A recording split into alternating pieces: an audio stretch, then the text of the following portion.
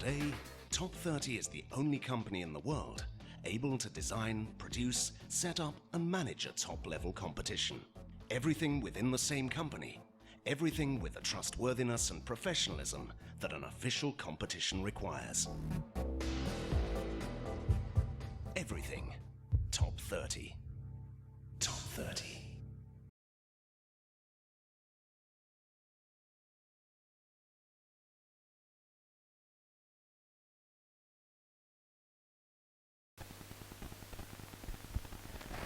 Well, welcome back. If you are coming back into the chat rooms, into the live feed, and back onto IFSC.tv, or if you are joining us on YouTube as well, here for the HD streaming of the coverage of the World Championships here in Bercy in Paris. Welcome if you are joining us. My name is Daniel Finn, and I'll be with you all the way through this competition. So this now our fourth broadcast today.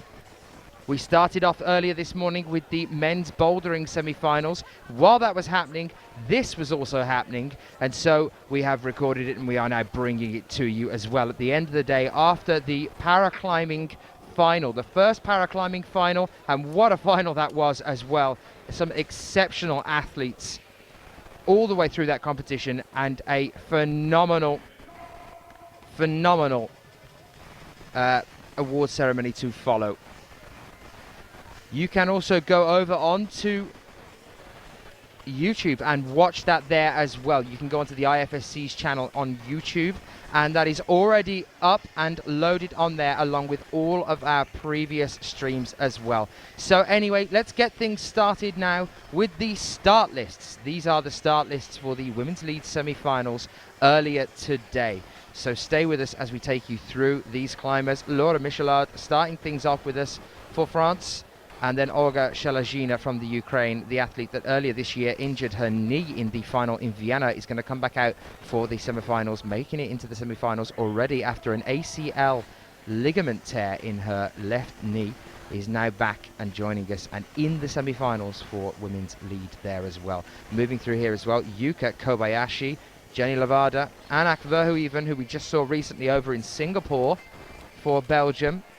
I had a chat to her out there at the World Youth Championships. She's here in the World Championships as well. And moving through here, some very well-known names there on this last page. Han Suran, or Suran Han, Dinara Fakhritinova, Helene Janiko, Charlotte Durif, Momoka Oda, Angela Aita, Johanna Ernst, and Kim Jain. So some huge names there in this, our women's lead semi-finals. Good afternoon to you if you are joining us. Good evening indeed in some parts of the world, maybe early morning or late at night as well. And we are about to now join Laura Michelard with the first climb. So let's take you over onto the wall.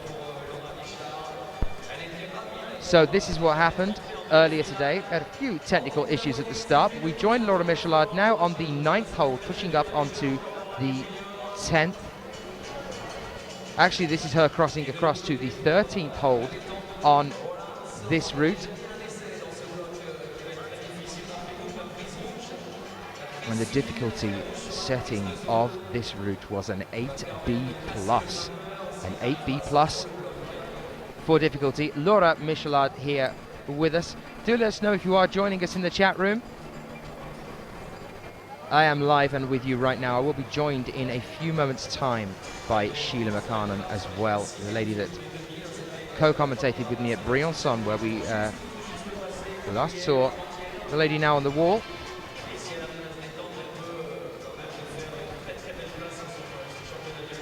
Well, this is her pushing up onto the 16th hole, now moving on to up to the 18th. On the side of this bulging wall that we have here, the wall that measures 15 meters in height, gaining an extra in terms of wall volume of the face of the wall as well. So we're looking at between 16 and 17 meters in terms of climbing distance. This an 8B+ difficulty route, with our first athlete, our French athlete, now out on the wall, Laura Michelard.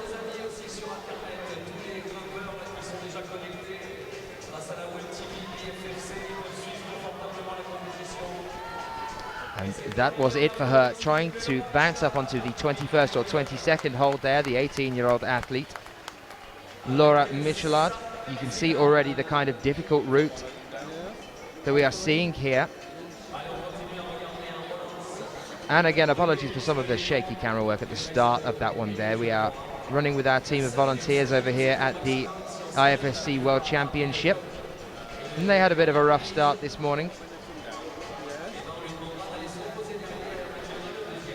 Well, welcome if you are joining us here at the Women's Lead semi-finals on IFSC.tv. Any questions you may have about anything at all, do send them in to us. Love chatting to you guys in the chat room. If you're watching us on YouTube, do keep the YouTube stream running, but if you also pop over to IFSC.tv, you can get involved on the chat room over here with me and whoever I'm co-commentating with, or even indeed interviewing a lot of the time as well. And you can take part in this live action, now streaming in HD. Remember guys as well, you can get all of this action live to your mobile phone now as well. If you're out and about and you're not near a computer, or you have some friends that aren't able to be near a computer but they're out and about wishing they could be here watching with us, do tell them to get onto their phones as well and join the YouTube stream on there, and you can watch that now on your phones as well. So we are now with our second athlete, and that is Olga Shalazhina of the Ukraine. Now this is the athlete that injured her knee. There you can see her left knee still strapped after the finals in Vienna. Made it through to the finals in Vienna for the bouldering there. Was the first athlete to come out and join the final, to join us in the final in the Vienna competition. It was indeed her last competition, and she came sixth there all in all because she was unable to continue in the competition. If you want to see any of the coverage of that final, it's personally one of my favorite finals of the year. Very eventful indeed. We had Rei Sugimoto twisting his ankle and he was carried off. He then came out again and topped the next two problems there at the final in Vienna after being carried off stage with a twisted ankle. We had Olga Shalazhina injure her ACL ligament as well in her leg on the wall there, injuring her knee. And she was taken away. We had blood from Alex Puccio's fingertips. We had a one-arm pull-up from Rustam Galvanov. So if you missed any of that action, you want to catch up on that on YouTube, on the IFSC's channel, you'll be able to watch that there. We did actually see Olga Shalazhina come back and start trying to attempt back on the bouldering at Munich just recently, getting used to the knee. Olga Shalazhina, the 29-year-old athlete from Odessa, world ranked 44th, but has been as high as 24th, and that was at the end of the World Cup rankings in 2010. Now, just looking at her top 12 results, which are all available if you are after any of the information on the athletes climbing here. They're all available on ifsc-climbing.org. You can get on there and research some of these athletes a little bit more. Of her top 12 results, not one of them is below 7th. And she's mainly a bouldering athlete, so that just shows you how many finals we've seen her in, as we only take 6 through to the finals in the bouldering. 8 here, though, from the lead semi-finals. Moving into the finals, we will have 8 athletes joining us there. You can see her shaking her hands out here as she takes a moment to rest on the 16th hold here, starting on the bulging section in the middle of the wall. For this lead wall, there is a 30-degree incline, well actually over a 30-degree incline on the wall here. So there's a lot of tension in the arms, pulling yourself in close to the wall. And you can see the lactic acid building up there as she moves into a heel hook and starts pushing up around the right-hand side of this wall. Fastly approaching, though, now the 21st and 22nd hold, which is that larger feature, the blue feature you can see just above her head. Approaching that one. Well, hello to you, welcome. If you are after any information about the rest of the competition here in Paris, just click on details on the tab just next to your screen there, and you'll be able to see all the details for that and for the coverage there as well.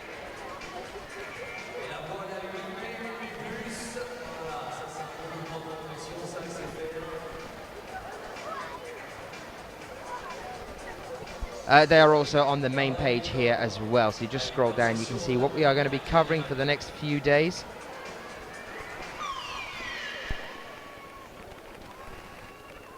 So Olga Shalazhina now pushing up. She's now on the 24th hold. That's what both of her hands are on at present. All of her weight now is now on her left leg and this knee that has had the injury. So there you can see she is transferring some of the weight onto the right one with a drop knee there to help take some of the pressure off that knee. And that unfortunately marks the end of Olga Shalazhina's climb here in Versi. You can see her hopping on that leg there, just being careful. If you are joining us, do say hello. It's nice to know that you are with us. The time here is currently 6:15. That's Central European time. And we are bringing you the coverage from this morning's lead semi-finals for the women's event here. If you are joining us now, do let us know whether you joined us for the men's bouldering semi-final earlier this morning.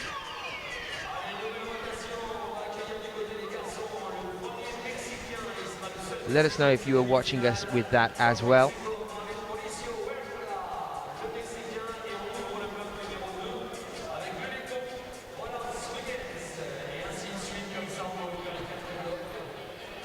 A very eventful semi-final earlier today.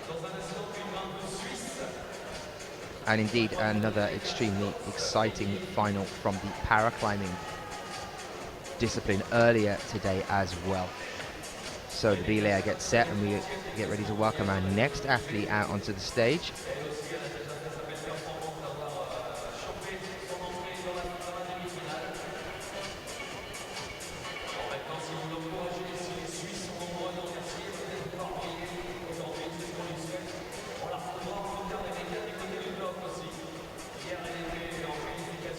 Well, here she is, our next athlete, Rebecca Stotz of Switzerland. She comes out to attempt this, the 8B plus route difficulty that we have here.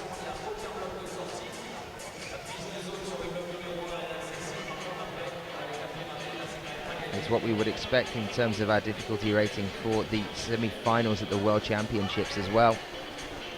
Rebecca Stotz making a start on the wall there. That's the fourth hold there. You can see the larger one, and actually the one that's on her right foot just there, she just moved it off. That's the first hold. And that was actually used, in fact, indeed, a lot of this section of the lower part of the wall was used in the paraclimbing routes earlier today. If you want to watch that, you can get yourself over to IFSC's YouTube channel and you can recap any of the action that you may have missed earlier today on there as well. As I said earlier, any questions you might have, do send them in to us. I am live and with you now. And let's kick things off as we start to move through this event with another dance fun fact. So the heir to the French throne was called Le Dauphin, which also means dolphin in French. I'm not sure whether there's an actual connection there between dolphins and royalty. Any suggestions you might have on that, send them in to me. Be interested to see your opinions on that one.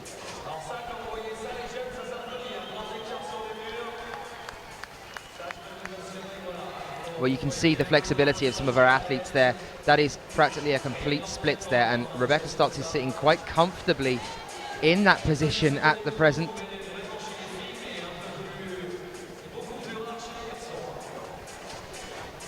Moment in time. We are here with Rebecca Stotz of Switzerland, the 20-year-old athlete from Erdorf, world ranked 30th. On the World Cup ranking so far, though, she's pushed ahead of that.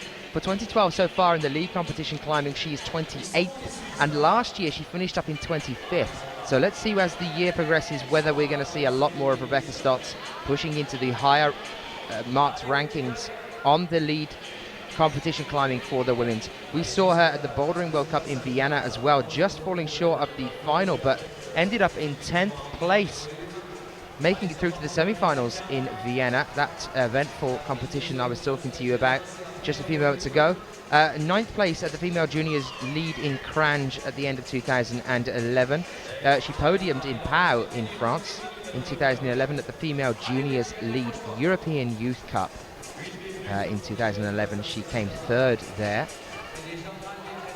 as well. Born in 1992, remember guys, still only 20 years old, already making a name for herself on the world rankings as a climber.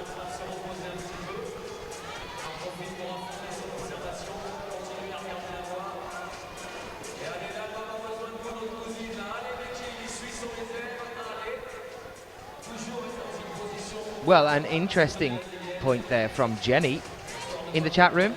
Hello Jenny, thank you for coming and joining us. Saying that you prefer the lead broadcasts as it is full screen. And that is one of the things with the bouldering competitions. We have to have those split screens up so you can see the action there. You do tend to see some full screen action in the bouldering as well. Definitely in the semi-finals, if you want to catch that footage, you can get yourself over onto YouTube, onto the IFSC's channel there, and have a look at the bouldering semi-finals from earlier today. And as we move into the highest ranked bouldering athletes coming out towards the end of the bouldering semi-finals, we do tend to bring you that in full screen as well. And everything is now in high definition, all in HD. But I do know what you mean about the full screens. I am just an avid fan of bouldering. It's the one that gets me going, as it were.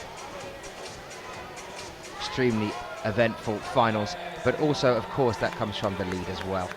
Briançon and Chamonix this year, two very exciting final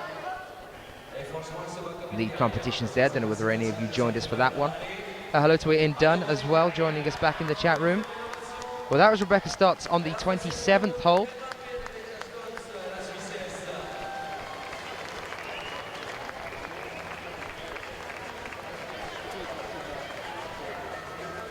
Roughly on the wall, so we wait for our next athlete to come out and join us. How is everybody doing in the chat room? Are you all having an enjoyable time? I do hope you're enjoying the coverage we're bringing you here from the IFSC World Championship over in Bercy in Paris.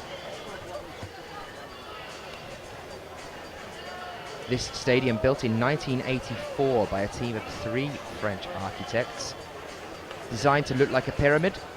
It's beautiful from the outside. Hello to Jason W. Nice to see you back with us in the chat room.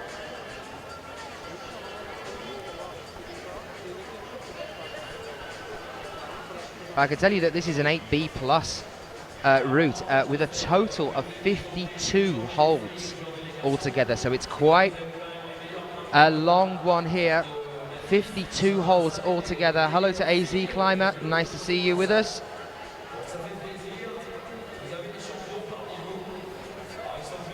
And hello to Lauren from Canada as well. An interesting comment as well in the chat room, saying that fall made their stomach turn. Well, I can tell you that I did manage to catch a bit of the lead action while I was out on the ground with the men's bouldering earlier today. I'm back at the desk now to be bringing you this coverage of the women's lead semi-finals earlier. I can tell you that if that fall made your stomach turn, you wait to see some of the climbers later on. There is some incredible moments to come yet as we move through this, our coverage of the lead women's semi-finals. Any questions any of you guys might have, do send them in to me. I will try my utmost to get answers for you. We are now with our next athlete, Andrea Brigitta SZEKELY of Hungary. It's nice to see a bigger and bigger gathering of nations coming into the Climbing World Cups and indeed in the championships as well. I believe there's 56 nations represented here in the World Championships. We had 46 over in Singapore for the World Youth Championships. And remember that that was all the way out in Singapore, and climbing and the IFSC predominantly based over in Europe. That's a long way to go, but still 46 different nations represented in the World Youth Championships over in Singapore. I was there just over a week ago on Sentosa Beach in Siloso. If any of you joined us for that, you were sure to have witnessed an extremely exciting final as we moved through that one there. So Andrea Brigitta now up on the wall. Born in Budapest, only 23 years old. World ranked 88th. And her World Cup ranking at the end of 2012 was 39th. Currently on 2012 is 39th. At the end of 2010 was 44th. So she is on the way up. She's starting to push her ranking up. You can see the shoulder strap there with a little bit of tape on the left-hand side. And that's not always due to an injury. It could be due to some sort of slight strain, but a lot of athletes do use the tape across both of their shoulders, or indeed other limbs as well, to warm the muscles up before they're getting up onto the wall. This case could possibly be a strain on the left shoulder here. That's what that tape's for. See a lot of different types of tape, brightly coloured sometimes as well.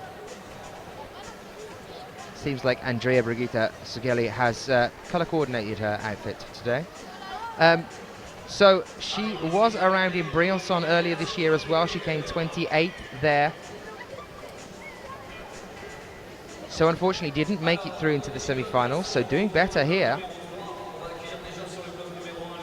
Not even in the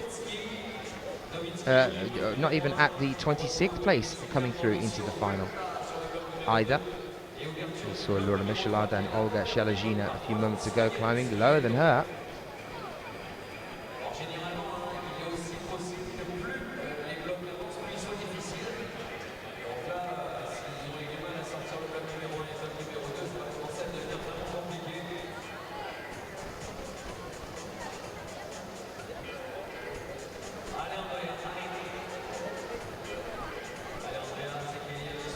A question in the chat from Global. Hi Speaker, is Top 30 still the global partner of the IFSC? For this year, indeed, it definitely is. You would have seen that at the start of the coverage that we bring you here. You see the little introduction from Top 30, the heart of climbing. For this year, they are helping us out. If you don't know who I am, welcome to the chat room and to the live coverage of the World Championships over in Bercy in Paris. This one we are watching right now is actually a pre-recorded section from earlier today, as we had the male bouldering going on at the same time as the women's lead semi-finals, both semi-finals there. So we are bringing this one to you after this event has actually concluded. I will be joined at some point in the near future by Sheila McCarnan, but my name is Daniel Finn. It's great to be here with you guys in the chat room. Any questions you might have, do send them in to me, and I'll do my best to answer for you here at the venue. We are currently watching Andrea at the 16th hold on the wall now.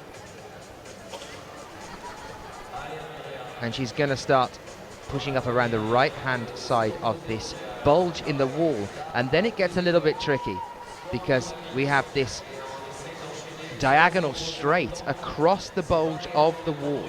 So not only are you climbing here on a 30-degree incline, actually over a 30-degree incline on this wall, it also bulges in the middle. So the route setters have definitely set a tough one here. It's doing anything it can on the wall to try and push the climbers off. And we haven't seen anyone get much higher than this so far in this competition.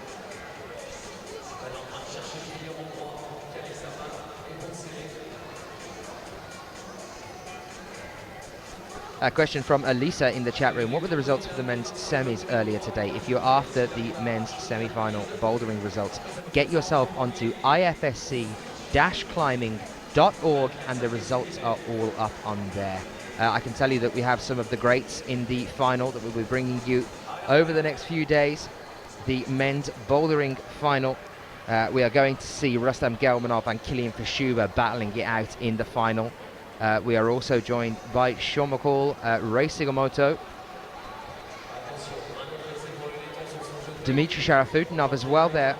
So go over and have a look at that one as well. And if you want to watch that again, do watch it on the YouTube channel for IFSC. There is some incredible action, some really good boulders from earlier today as well. So go and have a look at that one as well.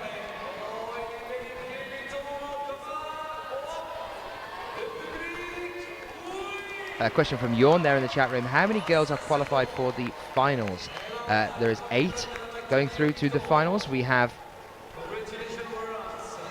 26 athletes to go through now with you as we watch this, the semi-finals for the women's lead. And then in lead we take 8 through to the finals. A question from Germ as well about the bouldering male finals. Is Jan Hoyer in the finals as well from Germany? Jan Hoyer, yes he is. He was one of the earlier athletes to come out in the semi-finals, and he topped 3 of the boulders, of the 4 boulders that we saw earlier today. The only one that stumped him actually was the second boulder, the slab that we saw earlier today. Which was interesting because we saw an incredible show from Jan Hoyer in Vale earlier this year at the finals there, and the problem that actually stumped him there were the hand jams. Well, he's obviously been doing some work on that one because there was a great hand jam problem on men's problem 1 in the bouldering semi-finals earlier today. And as I said, if you want to catch that footage, get yourself over onto the IFSC's YouTube channel. The other thing I've got to push for you guys to do, and this comes straight from Marco, the president of the IFSC, the best way to help us move towards the Olympic movement in 2020 is to get yourself onto Facebook and show what kind of support climbing has. I can tell you that we are currently the most watched live feed on YouTube, and we were joined on the first day alone for the qualifications with over 21,000 of you. Now, our likes on Facebook on our Sports Climbing 2020 page, which is the page to get to if you can click on it, Sports Climbing 2020, type that into Facebook. I want to get us up to 7,500 likes before the end of the competition here, the World Championships. So get yourself watching that one as well. Hello to Elisa and some people from school that are watching that with you as well. Get yourself, each and every individual one of you, get onto Facebook, get onto Sports Climbing 2020, guys, and click like for us. We're currently approaching the 7,000 mark, and I want to get us onto 7,500 before the end of this competition. Now, if we get to 7,500 before the end, I am definitely going to be asking us for some more. Yuko Love asking there, is this live coverage or a replay? Now, this is a replay, but I am live and with you now, still at the venue that we've been at since this morning. This happened earlier this morning. This is the women's lead semi-finals. What kind of replay, Yuko asks? It's a real replay. It does exist.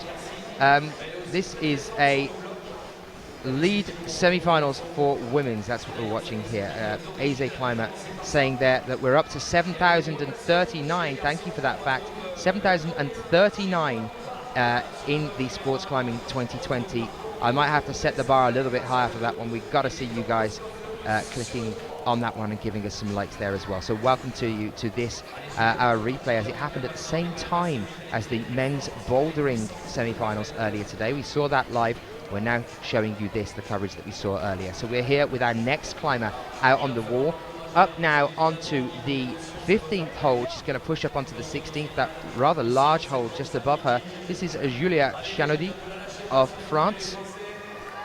Another well-known athlete. There's some very talented French athletes in the women's lead categories. Quite a few of them. Julia CHANOURDIE, only 16 years old, guys. Only 16 years old. Lives in Paris. And was born in 1996. World ranked 64th, but currently on the World Cup rankings for this year, 2012, she's up to 32nd. She was over with us in Singapore just recently for the female youth A lead category at the IFSC World Youth Championship in Singapore. That was just over a week ago. I was there, down on the beach. And she placed 12th there in the female youth A lead. Unfortunately though, just trying to secure the 21st and 22nd hold there. Julia does come off the wall, so that is it for her climb on this one. A fantastic shout out to Ian Dunn in the chat room there saying, come on guys, let's get it up to 10,000 by the closing ceremony. That would make me very, very happy indeed. I would love to see that happening. Can we reach 10,000? I don't know. Oh, we're up to 7,044 already. That's exactly what we want to see. And Zed is saying that you'll be with us tomorrow as well. AZ Climber, I'm going to make you one of my new avatars. And Ian as well, who's the head coach of the youth team for Great Britain, Ian Dunn, you can see him there in the chat room with you as well. I'm going to make Ian another avatar for my cause. I would love for you guys to keep posting a link to that page for me as we move through this competition. Let's get these guys into the Facebook page and clicking like on there as well. Not just for trying to push us towards the Olympics in 2020 though, there are also a lot of updates posted on that page about climbing all around the world. So if you are interested in climbing and you're getting involved in it, it's definitely a page for you as well. And also while you're over on Facebook, get onto 24/7 TV's Facebook page and click like on that one as well. We bring you some of the behind the scenes footage on there as well. Some of the behind the scenes photographs and videos of what we do with the company that brings you the IFSC.TV coverage from around the world. We are now with our next athlete. So it's not Julia CHANOURDIE that you're watching at present. We're now with our next athlete from the Netherlands. Just a question in the chat room though, is Sasha de Julian climbing here? Unfortunately, she's not climbing here due to a hand injury. We had an announcement just before we started the competition about that one. And so Sasha is not competing here, but we are here with Nikki van Bergen of the Netherlands as she makes her climb.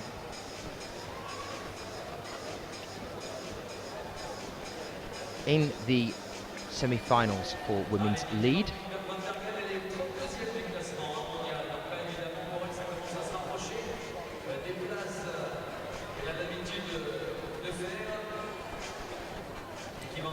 Only 19 years old, lives in Amsterdam. World ranked 32nd, Nikki van Bergen. And currently this year though, however, on the lead circuit, she's sitting in 25th. Which means that we are used to seeing her making it through to the semi-finals. It would be great to see her in the future moving into the finals as well. She was 5th at the Female Juniors Lead European Youth Cup in Cranj at the end of 2011. And we are going to be back in Cranj at the end of this year as well, 2012. We were in Slovenia earlier this year for a bouldering competition, one of the World Cups in Log Dragomir earlier this year. I was there as well. It was exceptionally well run. I know it was Mike, my producer, it was one of his favourite World Cups this year due to how well that competition was run there over in Log Dragomir. So we'll be back in Slovenia later on in the year for a lead World Cup as well in Cranj. So make sure you stay tuned for that here on IFSC.TV. So Nikki van Bergen currently on the 21st and 22nd hold, which is where we just saw Julia CHANOURDIE come down off the wall. Well, she's now moved up onto the 23rd, and this is the section that we're starting to see split our athletes as we move through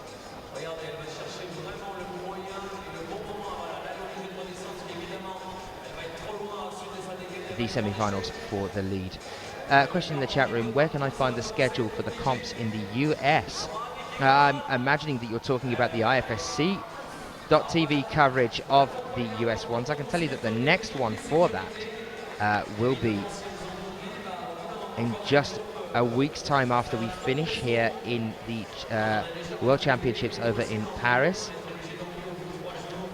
And I'll be there, and that'll be over in Atlanta. Now, if you want to see any of the schedule for upcoming events in general, usually the ones that are marked in blue are the ones that we, the IFSC.TV crew, are covering. Get yourself over to ifsc-climbing.org and click on calendar. It's on the left-hand side in the bar there, in the tab bar on the left-hand side.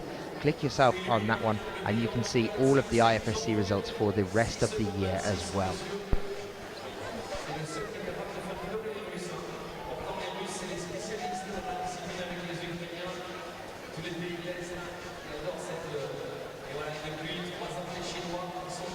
Another question as well from GBR, which is an interesting one. Well, here you can see the men's bouldering. I'll just show you briefly as we pan across here. There's Ed the Baker, Edward Fihali, one of the Brits climbing on there. And there's Rustam Gelmanov. That's problem 2 there that you can see him falling off.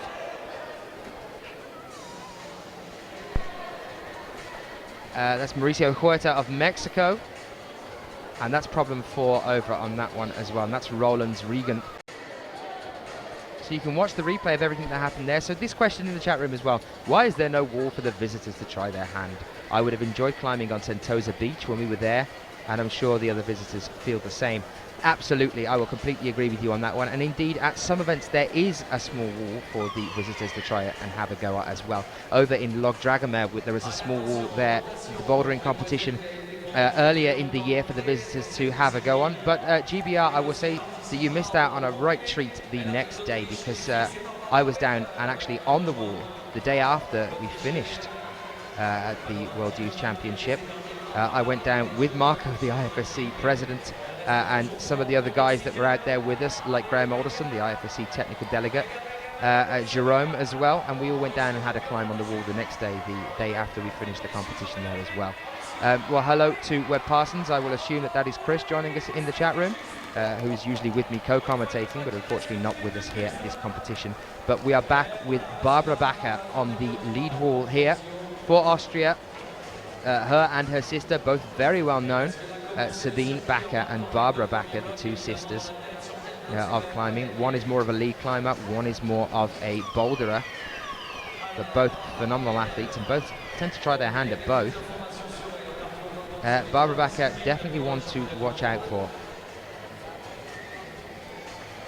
30 years old, Barbara Bacher. Only 48 kilograms in weight. 159 centimeters tall, so she's more of a middle height climber for the women. Been climbing for 19 years, and she's world ranked 13th. Currently on the World Cup rankings for this year, she's 18th. At the end of last year, she made it up to 12th on the World Cup rankings for 2011, and she was 17th the year before that, 2010. Some of her results then for you: she was 12th at the IFSC Climbing World Cup in Barcelona in Spain in 2011. She was 10th at Cranj at the end of 2011 as well, and 10th also in Amman in Jordan in 2011 there. And she has made it into some finals as well, quite a few 8th place positionings for lead climbing. That was in Perth in 2011, also in Xining in China in 2011. We have the China and the Oriental Tour coming up soon for you as well. We'll be out there bringing you live coverage on IFSC.tv. Unfortunately, I won't be there, but the team will be there, and you'll get to chat to Mike as well. He'll be providing some comms for you out over there.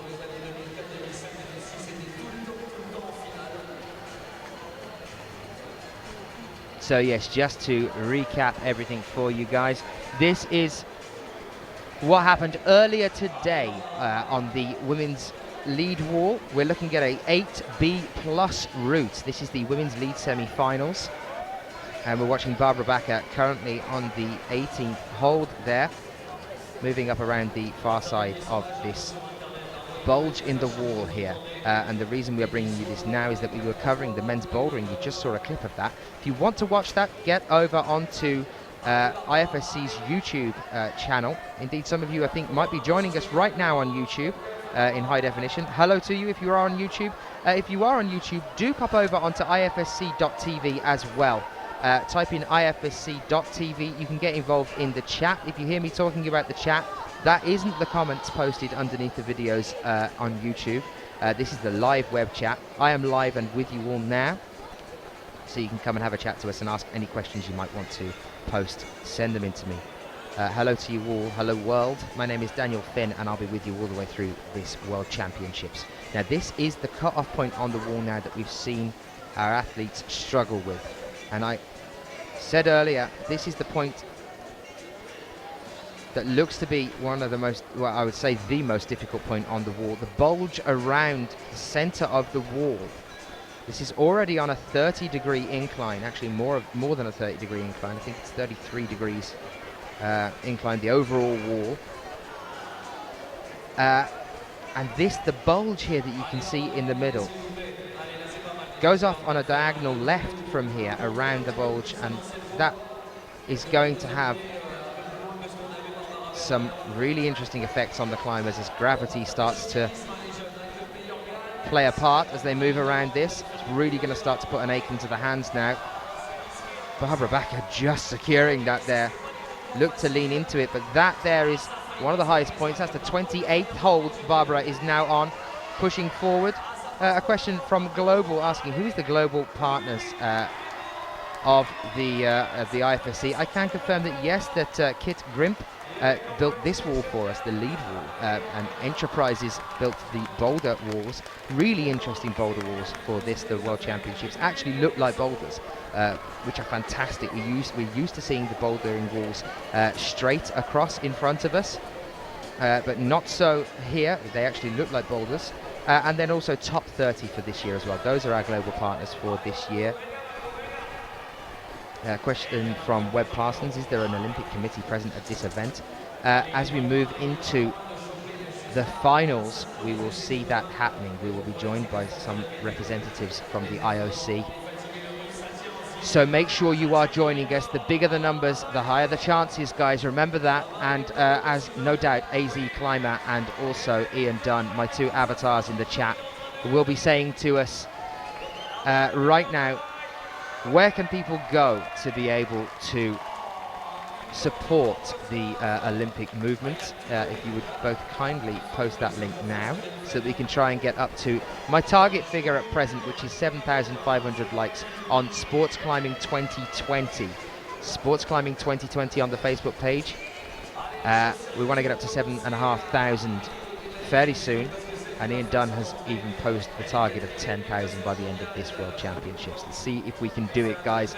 Let's try and drive towards the Olympics in 2020. We're one of 7 other sports, and we want to make sure that we get there. Question as well in the chat room from ZZZ something and then a number. So do remember, guys, when you sign into the chat, give yourself a handle. I like to know who I'm talking to. Thank you from AZ Climber that's just posted up facebook.com/Sport Climbing 2020. Guys, click on that link and click like for me, please. So yes, a question there. Has anyone topped this trail? Yes, they have, and you'll get to see that later on as we move through this. It's an 8B plus, and as we move through this, you will be able to see which athletes did. Oh no, in fact, sorry, I do apologize. I'm still thinking that we have 46 holds on the wall.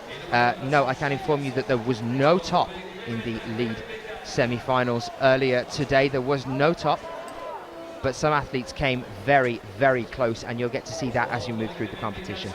So I do apologize for that. I wasn't actually there at present. So I do apologize for that one. We're already on 7,056, and actually AZ Climber and Ian Dunn are contradicting themselves, because apparently we might be up to 7,058. If you're watching this in the future, by the way, guys, any of you watching this in the future on YouTube, on a replay, that Facebook page is still there until 2020. So if you're watching this at some time before the year 2020, you can still also get over onto Facebook. There you are. That's me talking to you from the past to the future. AZ Climber, do I climb? I climb badly. That's how I climb. There will be a video coming up in the future of me attempting the speed wall on Sentosa Beach, no doubt, circling around the interwebs. So I'm sure you'll be able to find that one and have a little giggle to yourself as I bring you quite possibly the slowest speed climb ever recorded. So we're here with Katharina POSCH. Had a really nice chat to her in Sentosa, actually, on the beach there as well. Katharina POSCH from Austria. Austria is a very well-represented country, as it is actually on the curriculum there. It's integrated into the curriculum at school. She's only 18 years old, remember, guys, and she's just took bronze at the female juniors lead at the World Youth Championship in Singapore this year. She took the bronze medal there, came in third. So at just 18 years old, I have to make this known to everybody, just 18 years old, Katharina POSCH is 4th on the world rankings for the seniors. That's the senior world ranking. Katharina POSCH, 18 years old, from Imst, 4th on the world rankings. And that is up from 2010, 11th. To 2011, she came up to 5th, and she's currently in 10th on this year's World Cup rankings. But let's just have a look at her 12 best results. Not one of them below 5, guys. Not one of them below 5s. 5th. And that was at the IFSC World Championships in Arco in 2011, where she would have been competing in the female A category. As she moved up to the juniors this year, as that is an age-based thing. And the only one in there that is 5th is that one, and every single other of her 12 best results is a podium position, guys. So you're watching one of the best climbers in the world at only 18 years old right now.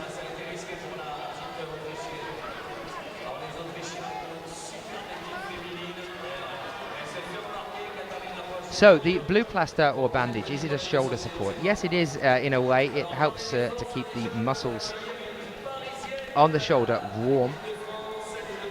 And as we were talking, yeah, that's definitely the hard part on the wall, that midsection of the wall with the bulge on it there. We're practically going horizontally across a bulging wall on a 30-degree incline on an 8B plus level difficulty route. Anyone in the chat room thinking they could do that one? Let's just spend a moment to talk about the idea of us moving into the Olympics in 2020 as being shortlisted as one of 7 sports for 2020. Now, I was talking to some of you guys down on Sentosa at the Singapore World Youth Championships about the 6 basic sports movements of a human body. And I cannot believe that climbing, which is one of those basic movements in sports, is not already in the Olympics, because some of those other 6 include what you would normally expect as running, jumping, swimming, lifting. These are some of the other 6. And climbing is in there as well, and I can tell you that all of the others are actually included within the Olympics. We are the only basic human movement that is not included within the Olympics. So what are we making of that one, guys? We are now back with our next athlete on the wall.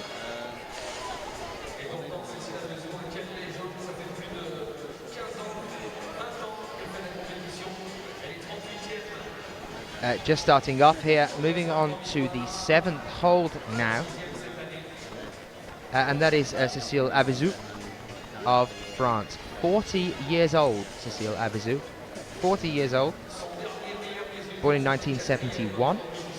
So to go from Katharina POSCH at 18 to Cécile Avezou at 40 just shows you the range of climbers that we have here competing, and also nations that compete in this event and many of our disciplines. She's currently world ranked 38. She was 36 at the end of she's currently 36 on the World Cup rankings for this year. Her world ranking is 38. And at the end of 2011, she was 41st. We saw her in Innsbruck just recently this year. She came 13th there in the bouldering. And she also made it into Chongqing's final there as well, coming 5th overall this year as well.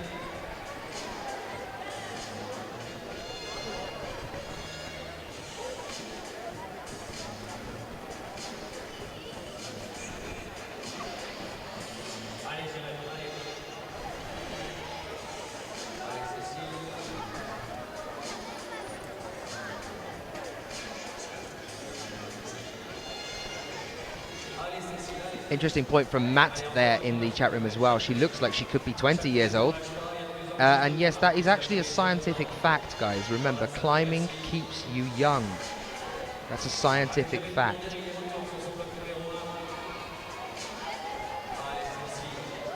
And I'm sure GBR shouting, "I'm 44 and never too old," will just agree with me on that one.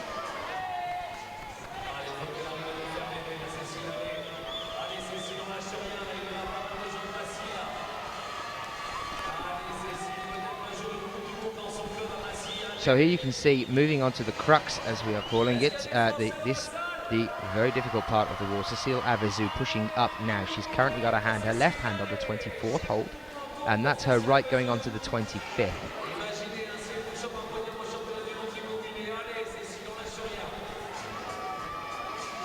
AZ Climber saying, how is that a fact? I'm assuming you're talking about me saying that climbing keeps you young. It's one of Dan's fun facts. It's what I like to call one of my facts. I'm just trying to encourage more of you guys to keep climbing. Sil Avizu not happy at all with coming down at that point on the wall. You can see that there from talking to her coach. He's just behind her. Frustration there indeed from this athlete. And then a wave to the crowd, but there we are.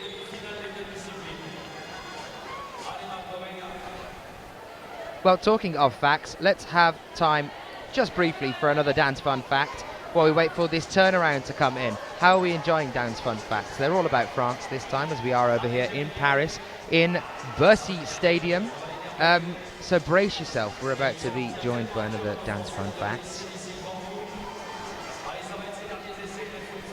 Wearing a white wedding dress is a French tradition which began in 1499.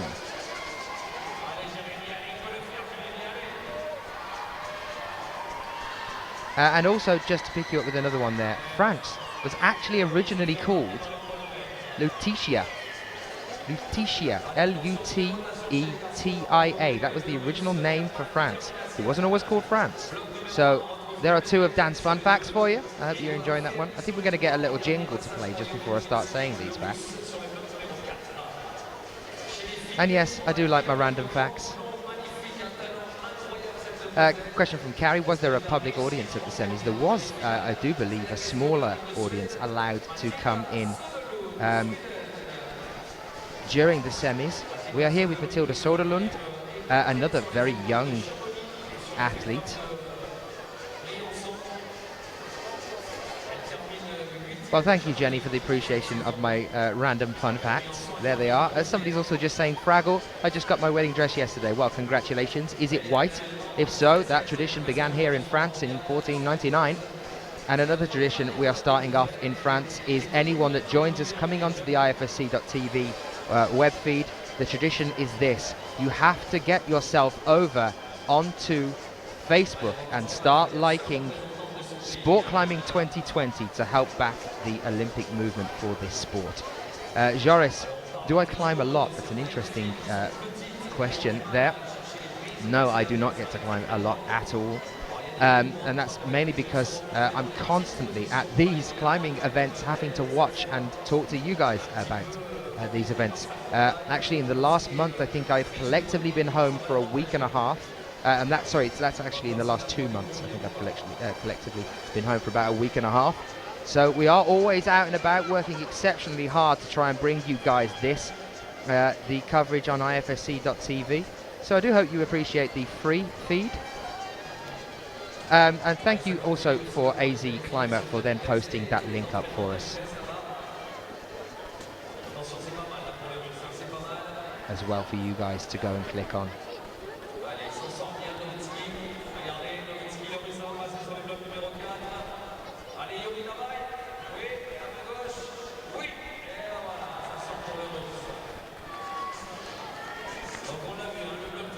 A question there from Joris as well in the chat room. Next week we go to Belgium, Pers. Yes, we will be bringing you coverage from Belgium, but unfortunately I will not be in Pers. I have some time off before I start taking the trip over to Atlanta to bring some coverage to you guys from Atlanta. This is the next one after that one. But don't worry, you're in safe hands. We will have Johnny Bryant over there commentating for you guys in person. You'll see Johnny over there as well. Still with Matilda SODERLUND now. She's pushing up with a hand on the 20th hold here on the wall. Now moving on to the 21st and 22nd. There you can see her securing that one there. Matilda SODERLUND then, as I said earlier, one of the younger athletes, 20 years old, born in 1992, but world ranked 24th. But currently, I have to say, her World Cup ranking for 2012 is 13th. So she's really climbing the rankings there as well. For 2011, her ranking was 68th. And she was 11th at Briançon earlier this year. She's done 2 competitions this year. She was in Chamonix as well, came 8th there, which means that she made it through to the final, guys, remember, in Chamonix. If you want to watch any of that coverage, get yourself over to IFSC's YouTube channel and click on that one, and there's all the coverage from Chamonix and Briançon on there as well. You can join me from the past over on there as well.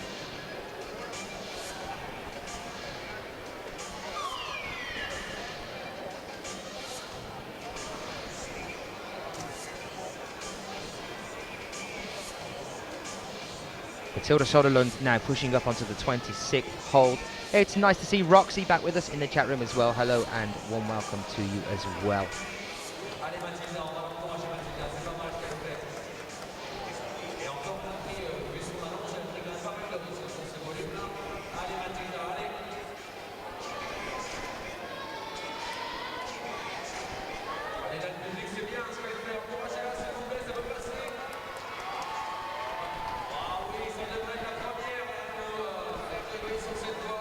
And there's another question in the chat room from George there as well, asking about the speed qualifications and will they be on the YouTube channel. Unfortunately not, George. I do apologise for that.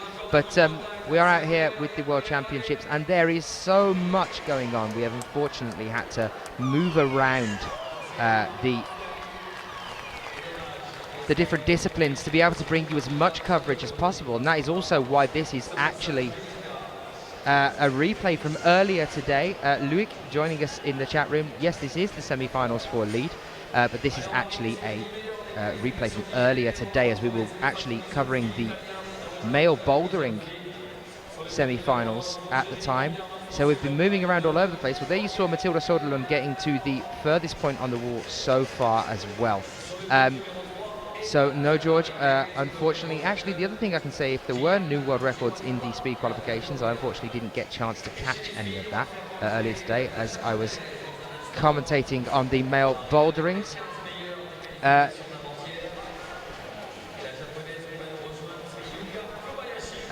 I was just going to say, yeah, if you were talking about the world records earlier, they actually weren't world records because they are actually having to redo the speed qualifications due to a technical issue here at the stadium. The IFSC are redoing the speed qualifications. It went to a discussion with the jury president earlier today about some of the results, and they've made it fair for everybody and therefore are redoing the speed qualifications. So there's some information for you there as well.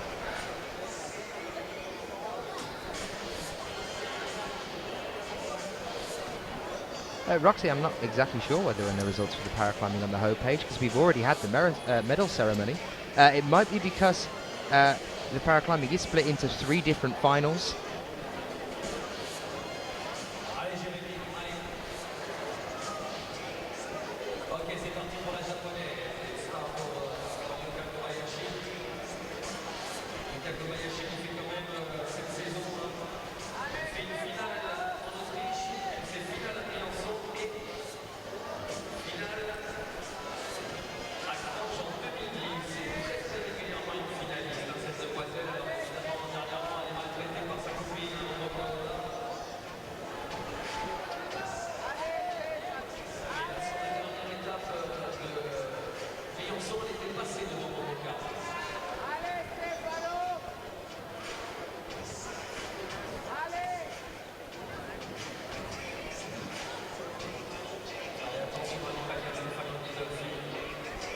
Another question there about the ropes that the climbers are using in this one. Are they supplied by the IFSC or do the climbers bring their own? I can tell you that the IFSC provide the ropes just to make sure that everyone has a fair one. And remember, guys, that if you get over onto Facebook, there is a competition there for the most adamant fan. Whoever is the most adamant fan actually is able to win one of the ropes that is being used here at the World Championships. You are able to win one of these ropes.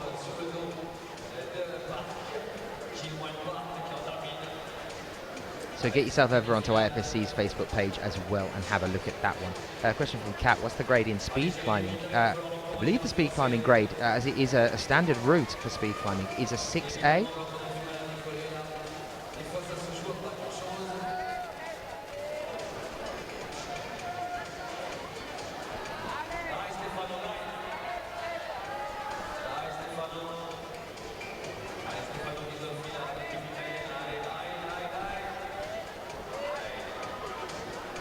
So yeah, I believe it's a 6A. We're here with Yuka Kobayashi now, so let's get back onto that one. On this, our 15-meter wall, just saw a question in there as well from Smudger. Yes, it's a 15-meter speed wall as well, and yes, the current world record for men's seniors on that 6A route, on the speed wall, the standard route for speed wall, is 6.26 seconds. So, we are here with Yuka Kobayashi now, of Japan. 24-year-old athlete, world ranked 21st. Born in Ibaraki, now lives in Nakagun, Ibaraki, Ken. And if any of you are joining us from there, do say hello to us. Come in and join us in the chat room and give your support. Another shoulder strap there that you can see, a little bit of tape. World ranked 21st. The World Cup ranking, though, at the moment for 2012 is 9th.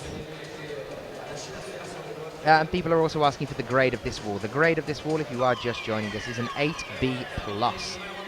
And this was earlier today, so I can tell you that there are actually no tops on this wall. Some came very close.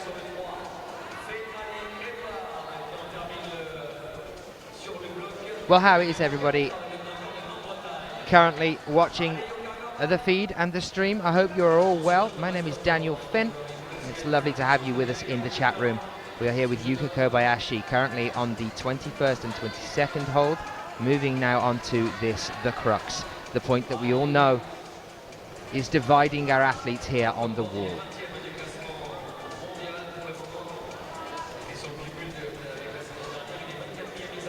Jaw, yes, sorry for the spoiler, but of course you can actually, although I'm not going to recommend it, stay with me on this one, but you can actually go and check the results of who has made it through into the finals. Those are on ifsc-climbing.org.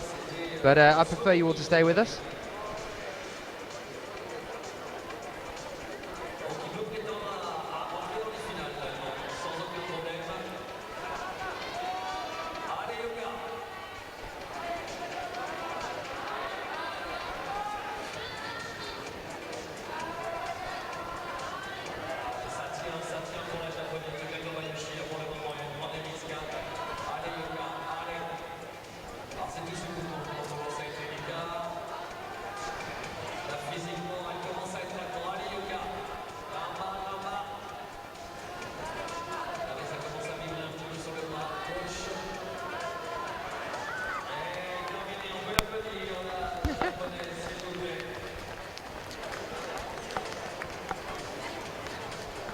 Well, strangely, and just in time, Aperture has just posted a question in the chat room saying, wasn't someone supposed to join you?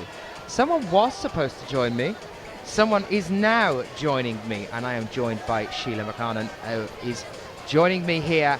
Sheila, welcome back after Briançon. It's been a while, hasn't it, for us? It has, Daniel, it has, and we've all started wearing jumpers and jackets, especially you with your tie. Very smart he looks too. Thank you very much. And not only were you the co-commentator with me earlier in the year, but you are now here, I believe, as the main MC for the competition in the main hall over the weekend for the finals. Yes, I have that honour, and I do seriously feel very honoured. What actually happened is we've got Christopher, our national French speaker, who's doing the animation, as they call it, of keeping the crowd, getting them excited and all that sort of stuff. And I'll be doing all the protocols, so the podiums and the opening and closing ceremony in English and French. Which is phenomenal, because I don't speak French. Well, I do, but it's But you bad. have so many other talents. It's really, really bad. Oh, thank you.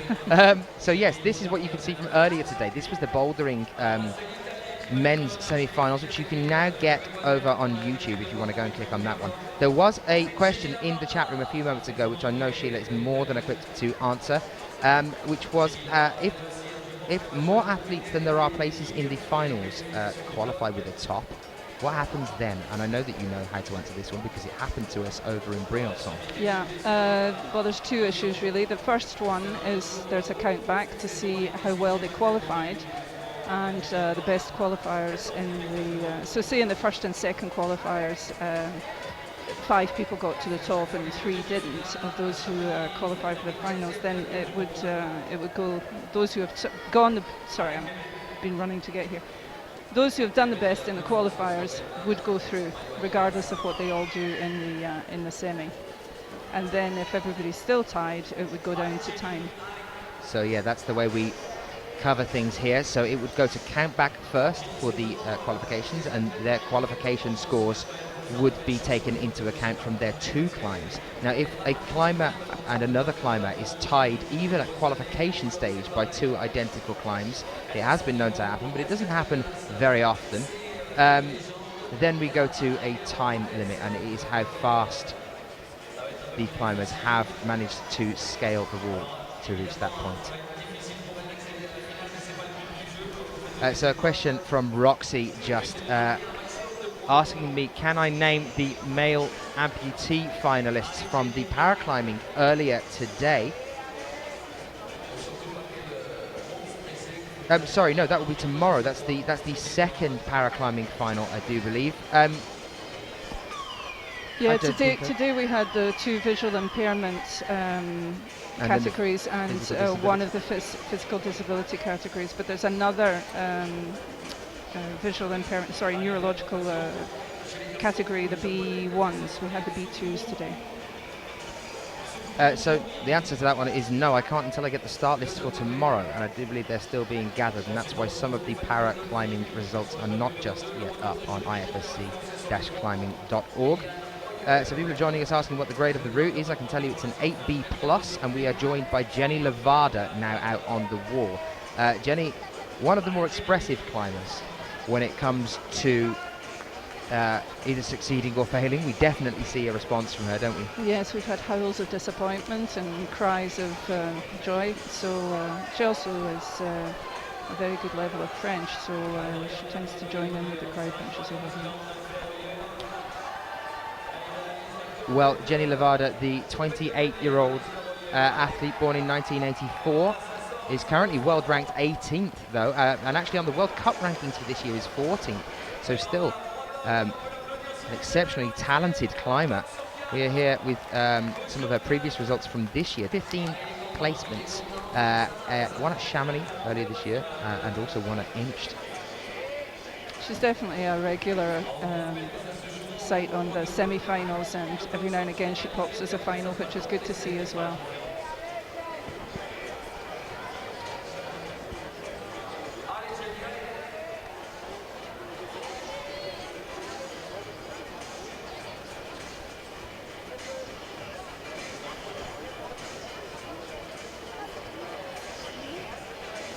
This is a really long route.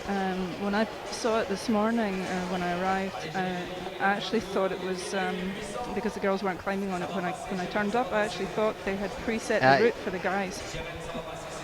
It is a long route indeed. Yes, we have 52 holds on this wall, all in all, and it stretches right the way across. I can see the route list just in front of me now. So Jenny is currently on the 16th hold, pushing up around the right-hand side of this bulge.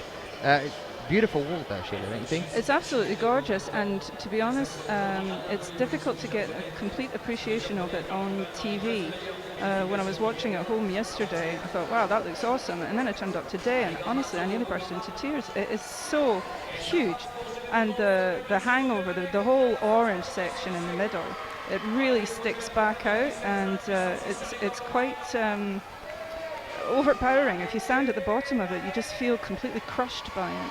But not only is it a long route, the fact that it goes up and across and then it goes down again and then away up, that's an absolute killer. Having to climb down to climb up again, that whole last section from sort of 34, 35 down and then back up, that's a nightmare. And there's crimps and there's big pinches, wide pinches.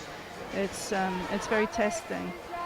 And some power moves, which really, when I said it looked like a guy's route, it was as much about that as anything else, because there's a lot of fairly chunky women now doing this. You know, the epic back of Mina Markovic, but she's unfortunately, of course, not here today. But some of the other girls are pulling off moves which, as we said in Briançon, up until fairly recently, you wouldn't have expected the women to be doing those kind of moves. It's really a sport that is developing in every sense of the word.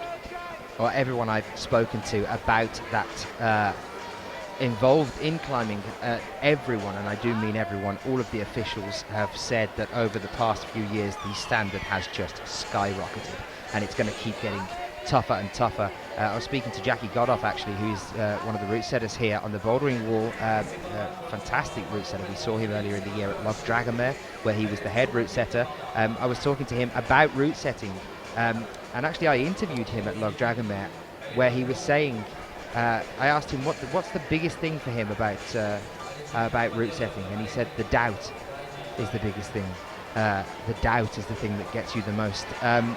And I think it is that due to the standard of climbers, it's getting tougher and tougher to be a route setter these days, because they are all so gifted and they train so hard for this. It's a kind of cat and mouse thing, because the route setters are constantly having to up their game, and the athletes therefore also need to up theirs to meet what the route setters are doing. I heard one time, and I think it's probably the best comment I heard in terms of route setting, is that if they've done the job right, only one person will get to the top, or at least there will be one person that gets higher than everyone else. And you know, it pretty much says it all. I can't think of a better definition of a route setter's job, but what a nightmare trying to guess what these girls are capable of. Well, I actually spoke to Jackie yesterday while some of the bouldering was going on in the other hall that we started off on this competition with. And if you want to hear me talking to Jackie, you can get over onto the IFSC's YouTube channel, and all of those videos are now up on that channel. If you are joining us on YouTube, why not open up another page and have a look at some of the bouldering qualifications. That was one of the things I was talking to Jackie about, actually, about how hard it is to be a route setter, and the fact that you kind of have to rely on knowing and watching the climbers themselves. And so instead of setting the routes from yourself now, it's actually coming from the talent in the competition already, which is an interesting twist, I think. Yeah, it's true. And also for the women, there's not actually an awful lot of women route setters around.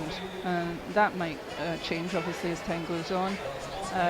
The likes of Jenny Livarda, I think she was the one who said to you, well, I'll only be at the Olympics. If we get the Olympics, I'll be there as a coach, but I won't be climbing. Well, maybe she could be a route setter, because I'm sure she would really want to get one over on the younger climbers by setting some impossible kind of route. But there we go. Am I allowed to do a little shout out? Because I see that Nat Berry is on the chat, and she was upset that she wasn't going to get over either to climb or to come and sample the atmosphere here in Bercy. So Nat, hi. Well, if you are joining us, do make it known. Give yourself a little handle as you sign into the chat. If you're watching us over on YouTube at present, also get onto ifsc.tv. And come and join us in the chat room, and we'll have a chat to you. I am here with Sheila McCarnan, who joined us over in Briançon earlier in the year. And there you can see Nat saying hello back to you, Sheila. And my name is Daniel Finn. I'll be with you all the way through this World Championship. Now, this is another very interesting climber just coming to join us now. Yeah, Anneke Verhoeven, I met her for the first time down at Argentière-la-Bessée for the TAB in 2010, I think it was. And she's obviously a very talented youth climber, but here she's going with the seniors. I believe she was a silver medalist at Singapore. Yes, she was. She took the silver medal in the female youth A-lead category over in Singapore, and that was the World Youth Championships. We were there down on the beach. If any of you joined us for that one, you remember how eventful the finals were there at night, with the big spotlights on the wall, the tropical setup, the humidity as well the climbers are having to climb in, which is one of the great things about being here at Bercy, this 17,000 seat arena built in 1984. One of the great things is that we have a roof, which is nice. There's and it doesn't leak, so there's really no precipitation concerns. But I think with the crowd coming in tomorrow and all the spotlights and all that kind of stuff, they're still, and the emotion of the whole thing, obviously there's going to be a few sweaty palms and fingers on the wall. It's going to be quite an event. Well, Anneke Verhoeven from Belgium. I had a nice little interview with her at the end of Singapore and realised I'd been saying Verhoeven all the way through the competition, and she told me, no, it's Verhoeven. So Anneke Verhoeven from Belgium, only 16 years old, and currently on the World Cup rankings for this year, she's 36th. Her world ranking is at 73rd at the moment, but she's definitely on the way up. And looking at her track record, of her 12 best results, 9 of them are gold medals. 9 of them are first place podium positions at the European Youth Cup and European Youth Series in the female Youth A and B league. So over the past 3 or 4 years, really making a name for herself, and now just starting her career in the senior categories. That's right. I saw her in one of the the European Youth Series at Annecy. I think it was 2 years ago now, and she just completely slayed it. It was quite impressive. You see the earlier climbers coming out and struggling on the earlier parts of the route, and then she comes out and just kind of dances up it. But she trains very hard. She deserves everything she gets.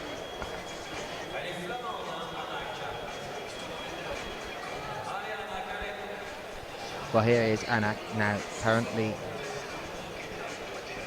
on the 16th hold.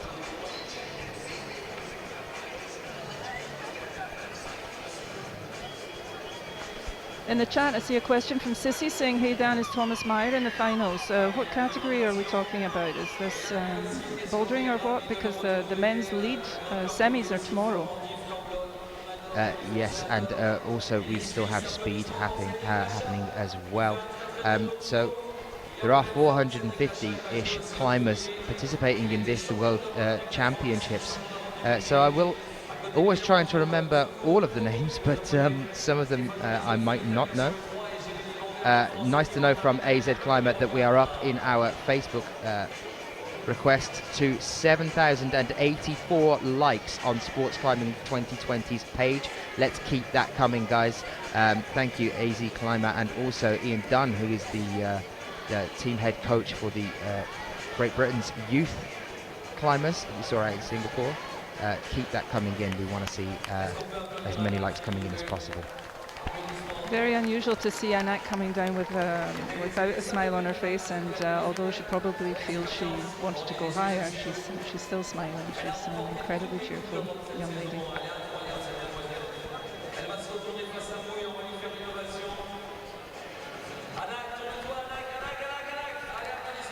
Well, as we bid adieu to Anneke Verhoeven, as this is a replay, we can do something quite interesting for you, where we would normally have to talk through the route cleaning. One of the great things we are able to do as the route cleaners come out and start to clean up the wall is that we can make them magically disappear, have a brief chat, and rejoin the action in a few moments' time. Welcome if you are joining us. This is what the arena currently looks like. This is after we finished up, and you can see that there's a small gathering at the end of the wall there. That is because they are redoing the speed qualifications. Unfortunately, we are not, in fact I think it's just finished, and we are not actually joining them for that one, but we will be bringing you the speed finals as we move through the rest of the competition. So do not worry, you will get to see the speed finals as well. There is speed climbing. So yeah, looking at these walls, these are the walls that me and Sheila were talking about a few moments ago. Actually, the speed wall and the lead wall you can see here, both of them were the walls from Chamonix, and they are actually 15 meters high. The next athlete out, as we rejoin the action now, we come back to Maya Vidmar, and I know a lot of you are wanting to see that one, so here is Maya Vidmar. We're joining her on the 10th hold here on this diamond-shaped feature on the wall. Slovenian athlete Maya Vidmar. Now, what can you tell us about Maya Vidmar's fingers, Sheila? I'm not sure how I should answer that. I wasn't expecting the question. I like to keep you on your toes, that's why. Well, she's on her toes and her heels, look, but I'm not sure that I know anything in particular about Maya Vidmar's fingers. Well, Maya Vidmar's fingers, here's some information about them. She actually had a finger injury in 2007, and that was after a string of gold medals in the lead climbing comps. I think it was 6, possibly 7 in a row that she took gold medals on, and then unfortunately injured her finger and had to take the rest of 2007 out. And that injury, we hope, isn't necessarily a reoccurring injury, but it I do believe does come back from time to time and can be a problem. As a lot of you, if you are climbers, will know that finger injuries are something to be taken very seriously. So there was conjecture around whether Maya Vidmar was going to be here. She is here, and that's fantastic. And here she is on the wall now, moving up onto the 18th hold. We are halfway through the semis. That's just Jane joining us in the chat room. So yes, we are halfway through the semis, and that was just because the route has just been cleaned. We were just cutting ahead there, and we're now here with Maya Vidmar as she makes her climb to try and make it through into the finals. Yeah, there's been a right spate of finger injuries, really, when you think about it. There's Sasha Degulian, who won't be here. There's Nina Markovic, thank you, sorry, it's been a long day, who's also missing, which is a real shame because she's been such a dominant figure on the circuit, and I think she is due to do the bouldering and the lead. So, well, I guess some of the girls must be saying this is my year because a couple of the really hot contenders are out, so who knows. But I still think there's enough quality out there to give us a really decent climbing. And the other thing as well is that we're seeing more of these youth athletes now start to move over from the female juniors lead competitions just recently in Singapore and power into the senior category, which we are watching now here in Bercy. One to definitely watch out for was our gold medalist from over in Singapore in the female juniors lead, and that is Momoka Oda, and that is a name that is already, I would say, a household name when it comes to climbing. Well, she made a podium in Briançon as we were there to see it, which was really exciting. My whole family's a complete fan of hers, and we follow her almost as closely as we watch the French climbers. But she was looking very, very powerful and on form. Really hope she does well here too. Oh my, turned and just kind of pirouetted off of that. That's a shame. She was looking cool, looking strong. And that unfortunately marks the end of Maya Vidmar's climb, and you can see the annoyance and aggravation in her face there. I'm not happy with that. And you can see her there. It looked like for a second there she was just rubbing a finger. Maybe it was something to do with the finger, maybe not. 26 years old, Maya Vidmar, born in Crange. And we will be back there later on in the year for another competition. We are now about to come back to the wall with our next climber. Can't help but think sometimes that these injuries can be almost like a stress injury because the competition schedule is absolutely grueling. Not only have they got a world championship here this weekend with all the fatigue that implies, but they're straight off to Tours for a World Cup next week, and it wasn't that long that they were on the wall for another World Cup. It really is a very punishing schedule for them. And then also Atlanta the following week, and so they're all going to be going on to that one as well. There's not much time at all. I can tell you that I'm feeling the strain, and I'm not even climbing. Well, if you will go jetting off to Singapore, what do you expect? And yeah, of course, poor Mike has been to every single one. Would that be our darling producer? That would be our darling producer, yes. Yeah, Mike. But he's looking good on it. Oh yeah, we did lose Mike in Vale. But we are now back on the wall with our next climber, and that is Evgenia Malamid of Russia.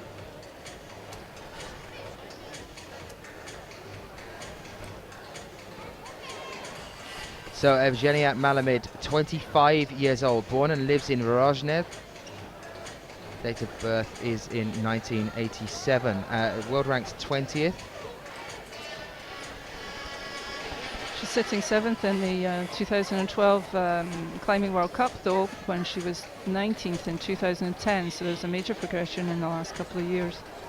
There's really, I think, a kind of interesting contrast in some of these climbers, because as you say, there's the very young ones who are coming through, and they're obviously well trained, and they're obviously very fit and supple and all the rest of it. And then there's like 10 years between Maya Vidmar and Anak Verhoeven. So there's a line between being young and fit and having lots of energy and resistance, and the experience of the competition circuit, handling the stress and all that. It's all factored in, and that's one of the things that makes it really interesting, because nobody really climbs a route the same as anyone else. And there's not really, like you would see in a lot of other pro sports, a retiring age. I wouldn't expect. I mean, of course, there is towards. Steady what you say, steady what you say, I'm still climbing. And of course, the other one to mention is Cecile as well.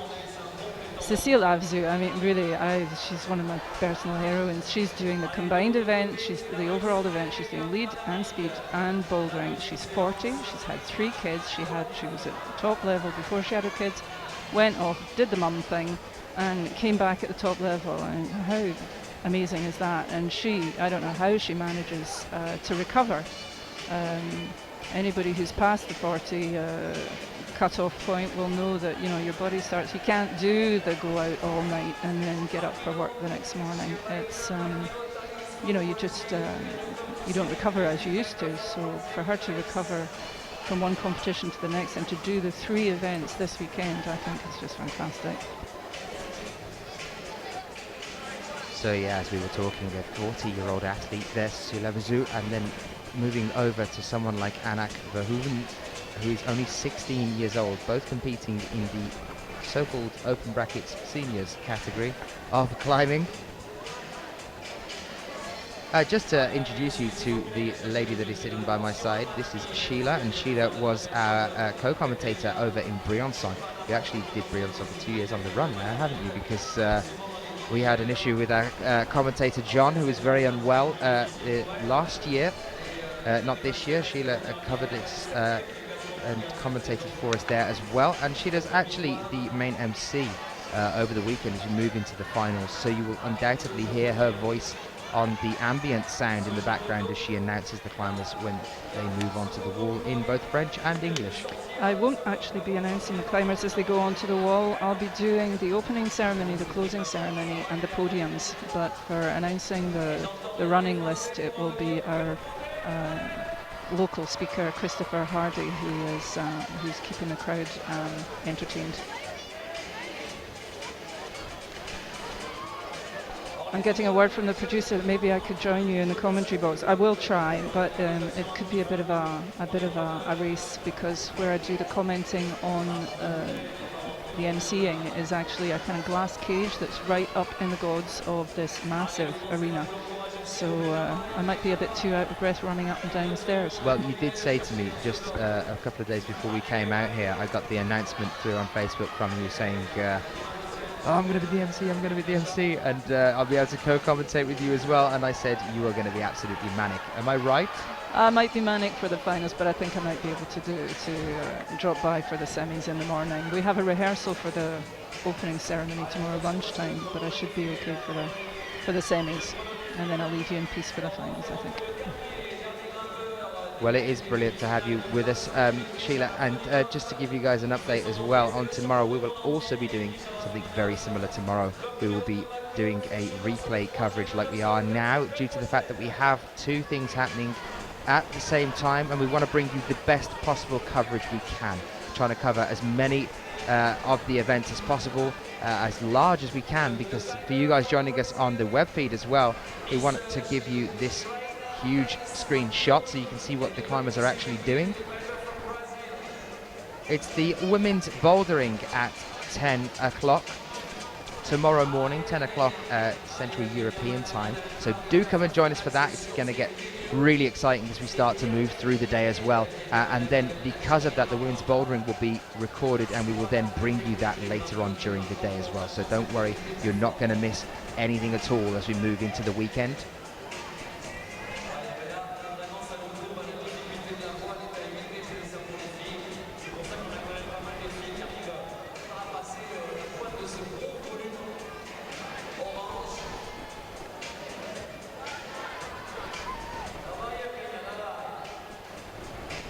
Evgenia's negotiating this tricky lateral passage pretty well. I saw Maya Wittmar was fiddling about with her feet on those 2 toe holds at the point of the pyramid that Evgenia is standing on just now. and she's going to start moving across. This is going to be interesting because I don't believe we've seen anyone go over to the white section of the wall.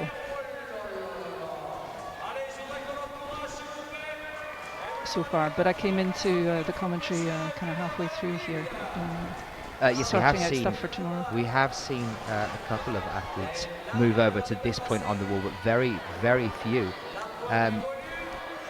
This is definitely the point that we're calling the crux on the wall here. That is where our athletes are running into problems. This is a bit I was saying to you when we were talking about the route earlier. You just start to go down instead of up, which obviously is. You kind of think that climbing is all about going up, but to have to climb down after that kind of strength move to the side and then go on and push off your feet to go up on the left-hand side, I'm very interested to see how Well, they're actually, going to do that. the only athlete that has actually done that so far in the coverage is Matilda SODERLUND of Sweden with a score of 38 plus. Eugenia Malamed there with a score of 36. Matilda SODERLUND just a little bit ahead of her. Well, Evgenia's going to have to wait and see if that's enough to get her into the final, but it's certainly an excellent effort. And if she does make the final, that will confirm the form that she's been on in the World Cup, where she's sitting at 7th at the moment. So, Questions asking what is the grade of this route, and instantly thank you guys in the chat for announcing that. That lets me know that I'm doing my job, because you all know what it is. It's an 8B plus that we're watching right now. And that's put a smile on my face. But just to update you, I know a lot of you are talking about the speed qualifications as well. I can tell you that we have so far had nothing really to do with the speed qualifications, as we are joining them later on for the speed finals.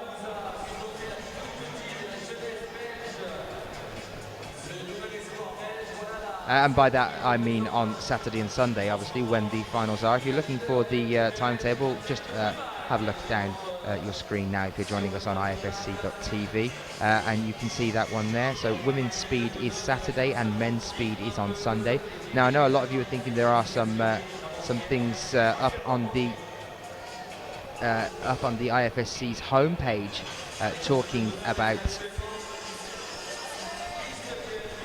the results from the speed final, from the speed qualifications, but I can tell you that they've actually redone the speed qualifications due to some technical issues down here in the stadium, and the IFSC judges decided that they would restart. So we restarted the speed qualifications. So actually what that means is that some of those speed world records, if they have been made, might not actually be valid, but hang around and keep checking IFSC's website for all the latest updates on that one as well. I think it was due to a problem with the timing system, so we'll see what happens. And yes, Pala, thank you for pointing out to us, we take 26 athletes through to the semi-finals here in the lead category for the women, and those 26 are going to be broken down to just 8 athletes going through into the finals. You are now joining us with those semi-finals. We are just over halfway as we move through this hour women's lead semi-finals, and then we'll be down to just 8 athletes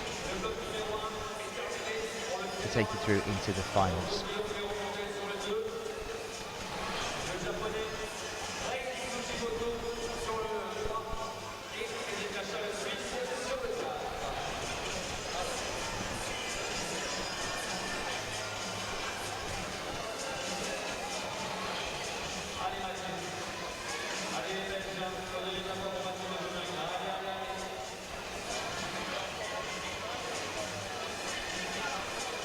Question there from Brigitta in the chat room, asking about whether Matilda SODERLUND is currently in the final. Well, currently at this point, during the video that we are showing you now, Matilda SODERLUND is actually the highest athlete on the wall. She's the athlete that has reached the highest point on the wall at the moment. She has a score of 38 plus.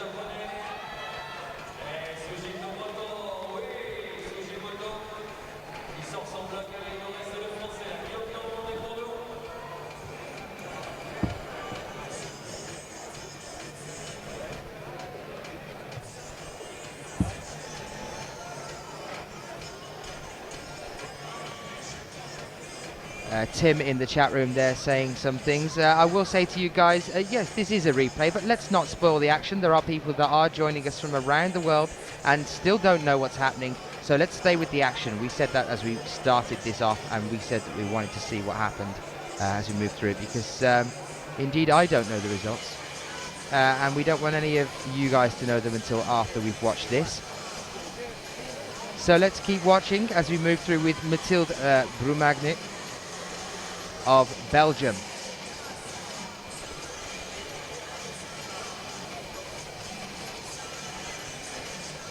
Matilda Brumagny, the 23-year-old athlete from Bruxelles.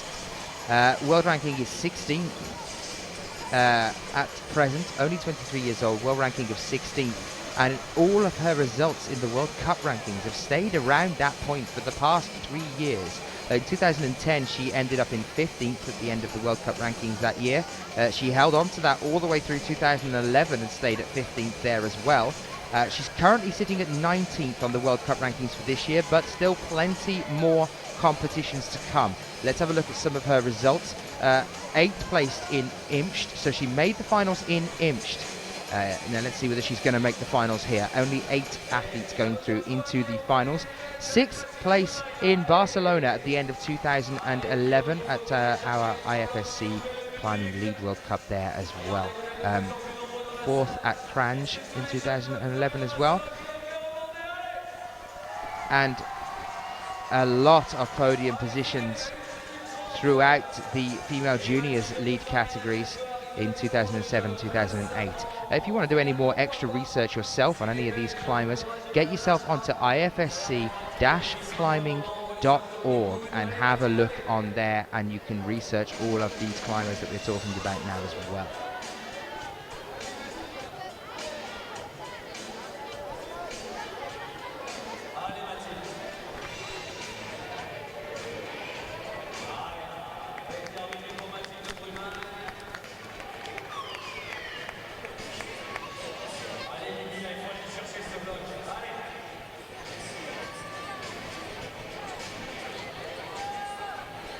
Now, not to give you any spoilers, but to actually brace you for something that is coming up. I can tell you now that we had an extremely unfortunate occurrence earlier today, which was during the time that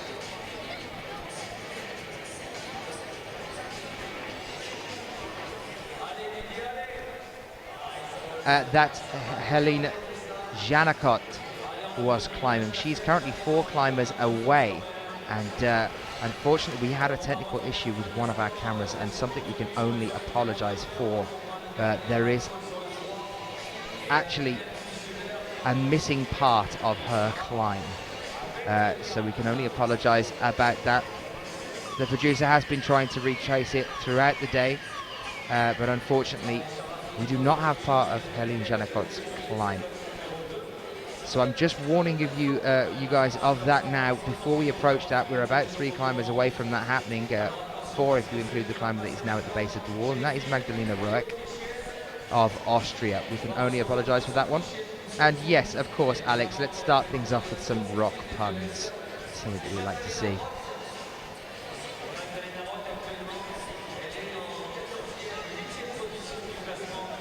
Lizzie, don't worry, things are fine. I'm just telling you guys and letting you know, because that's how seriously we take this, and for me, we don't want you guys to miss a single moment of it, so it upsets us, and we just wanted to make sure that you guys knew, so that you weren't getting too psyched.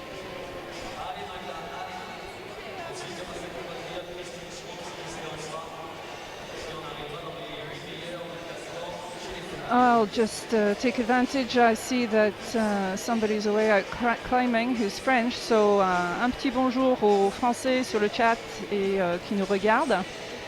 C'est donc Sheila du Club Vertige. Je suis de passage et je suis venue vous faire un petit coucou. Je sais que vous êtes nombreux sur la route et dans les trains pour venir nous rejoindre ici à Bercy. Ça va être énorme. Ça va être énorme.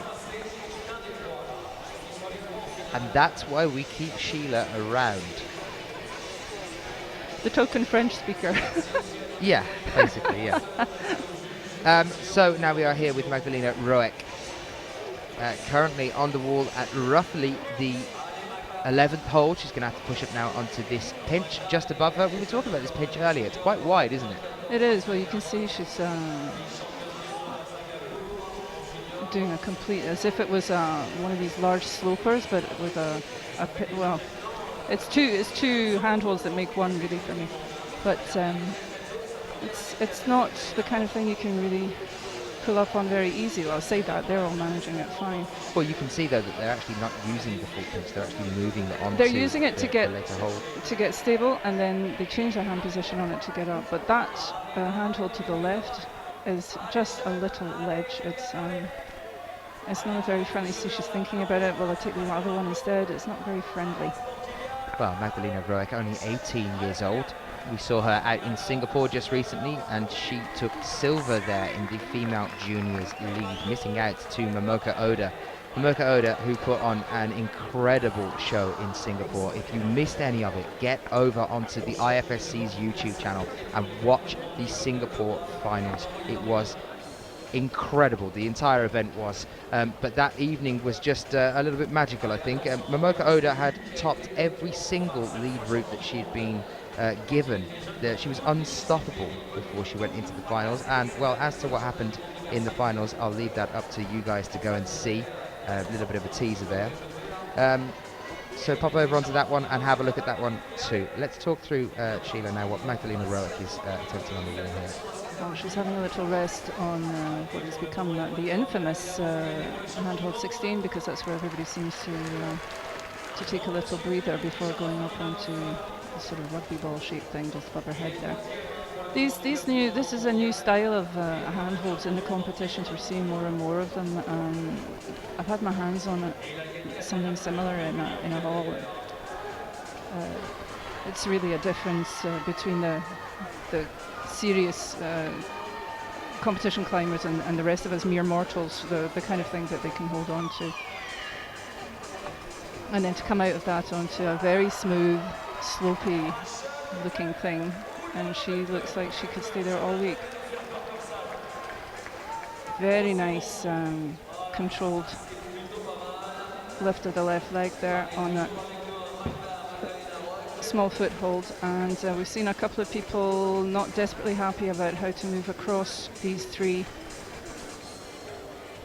volumes. The two footholds, she's got the left foot on one of them at the moment, and then she's going to have to transfer across and bring the other one over there. She's just doing it, and a couple of people not looking desperately happy with the position she's about to. No, she's not doing the same as Angela did there. This one.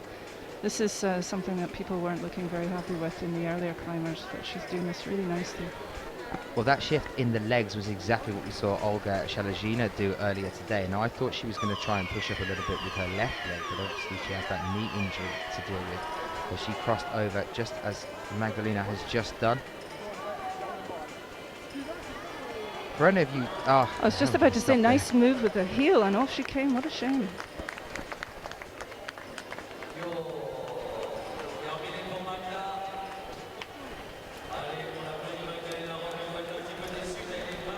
She's one of the younger Austrian climbers, obviously, but I mean, talk about strength and depth. They have so many good climbers, male, female, lead, bouldering. It's really quite impressive. It's now the national sport in Austria. They teach it in the schools, and well, quite frankly, they chuck the money at it. They've really invested hugely in the sport in all senses, and it's paying off. So good on them. I believe you're talking about the Austrians. I am talking about the Austrians, the many Austrians who we constantly see in the finals of these competitions. Jakob Schubert, Kilian Fischhuber on the bouldering, Johanna Ernst here in the lead, should be coming out soon, and Anna Stöhr, who I know some of the guys in the chat room are quite keen on seeing. I can understand why.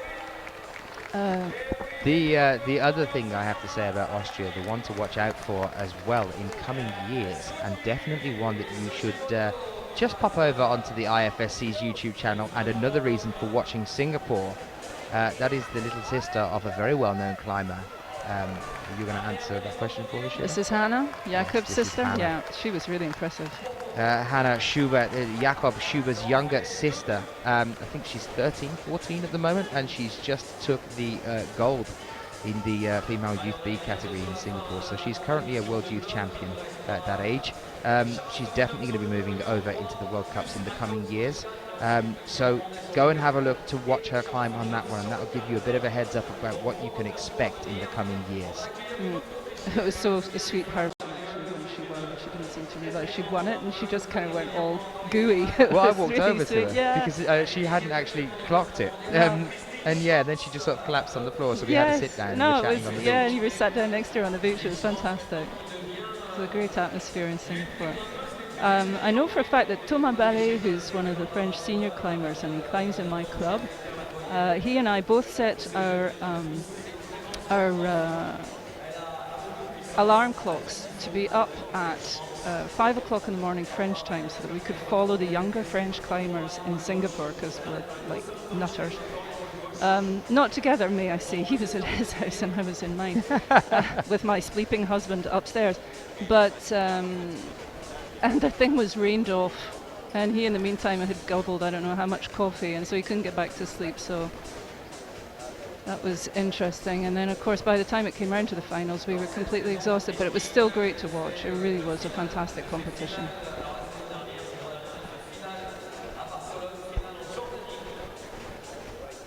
Well, we're here with our Austrian climber Christine Schrand, 23-year-old athlete, lives in Zams, world ranked 10th. And just looking at how she's held those rankings over the past 3 years, 2010 18th, shot up to 8th in 2011. These are the World Cup rankings for the end of these years. And World Cup ranking currently this year is 17th, but her world ranking is 10th, so she is down a little bit on this year, but we're only halfway through the year. Well, as you can see, she has quite a heavily strapped left shoulder, and she did when we were in Briançon. I'm not quite sure if she's trying to push through something that maybe she should be resting, but I mean they have people to advise them on that. But at the same time, I mean she's in 2012. She's running at the same level as she was in 2010. Maybe she just had a blinder of a year in 2011, but. Be interesting to see what she does here. She wasn't that convincing in Briançon in the final. She didn't get as high as quite a lot of the other girls, and I certainly expected her to do better. She's one of the taller climbers. That's not to say that the taller climbers do better than the other ones, but when there are some reachy moves that involve the smaller climbers taking risks and having to kind of leap for them, she just can reach over and get them. So I really didn't expect her to come off where she did, and I know she was disappointed afterwards as well. Very elegant climber though.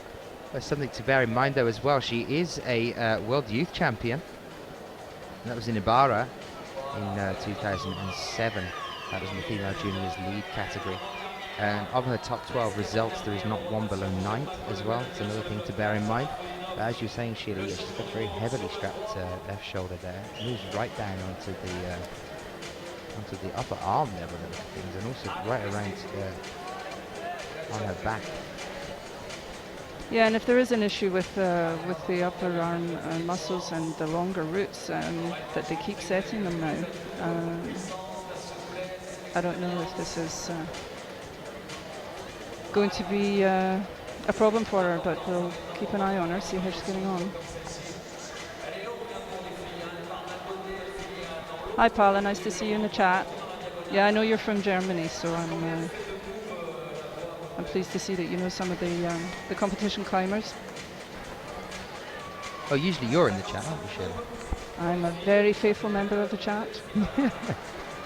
Some people wonder if I actually earn a living. I do. It's just I don't have the same hours as many other people, so I'm quite happy to watch the coverage. Well, there is a very interesting point there from Alex. And yes, indeed, the Boulder semi-finals for the men's from earlier today are now up and available on YouTube. That's how quick we work over here at ifsc.tv. And we're bringing all of this to you in high definition. A very good evening to you if you are joining us now live watching. The time is roughly 10 minutes to 8 over here at present. And we are here with the lead semi-finals for the women's. A question for you now, Sheila, in the chat room. What is the second name of Sheila? The second name of Sheila is Elizabeth, but the surname of Sheila is McCarran. So I'm joined by Sheila Elizabeth McCarran. And you are joining me, Daniel James Finn, Esquire III of London Town. We are here roughly over halfway through our lead semi-finals. I think it's about time we did another dance fun fact. And I know actually, Sheila, you sent me some dance fun facts, didn't you? Just before we came over and I here? actually said to you the other day on the chat that you should do a Facebook page devoted to your dance fun facts, and several people echoed that and said it would be a very good idea. Just Have you? educating No, people you the world haven't. over. Absolutely.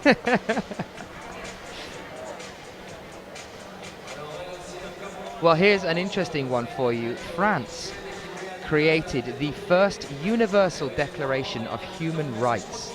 That was in 1789. And what an incredible thing that is. France Something to creating do the with first that being the year of the revolution, I suspect. We were talking about the revolution actually, and about the storming of the Bastille just earlier.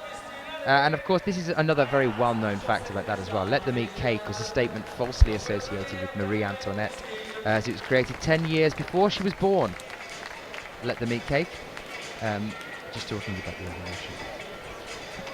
Unfortunately, that marks the end of Christine I thought that was Schranz's, Tracy Chapman. climb there. I'm going to move away from my notes on dance fun facts now because Sheila's having a sneaky peek, and I don't want anyone knowing about my funky facts.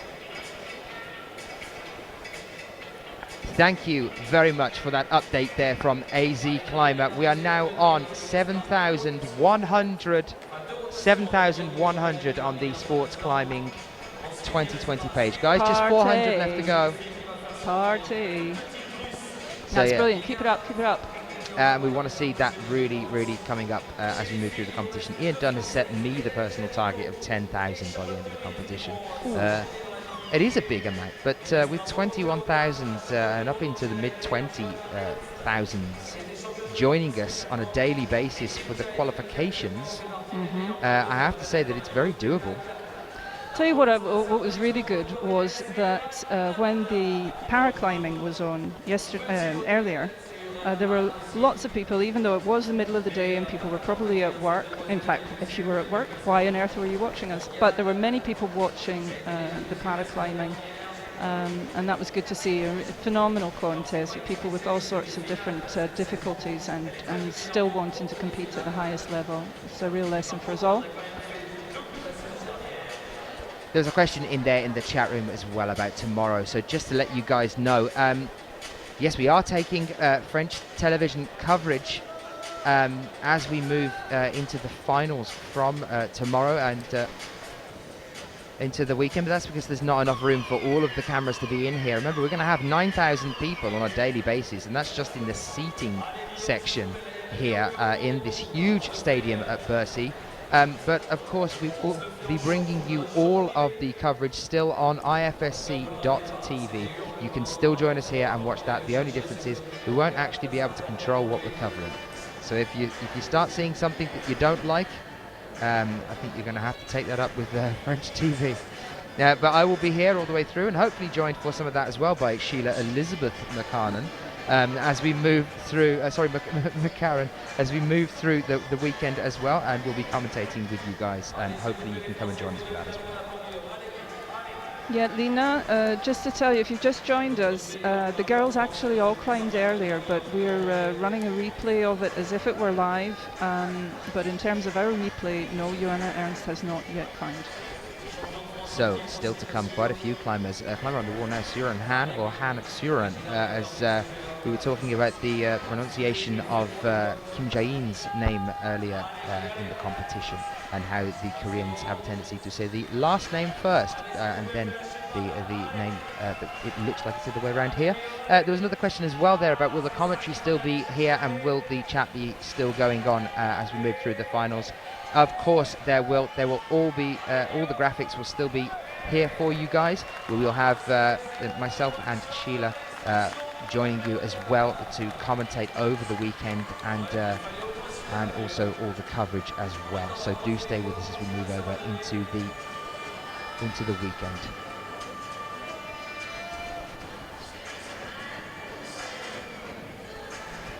So Han Suren now climbing on the wall. We are moving up onto the 18th hole there. That's her reaching up onto the 20th hole. Han Suren.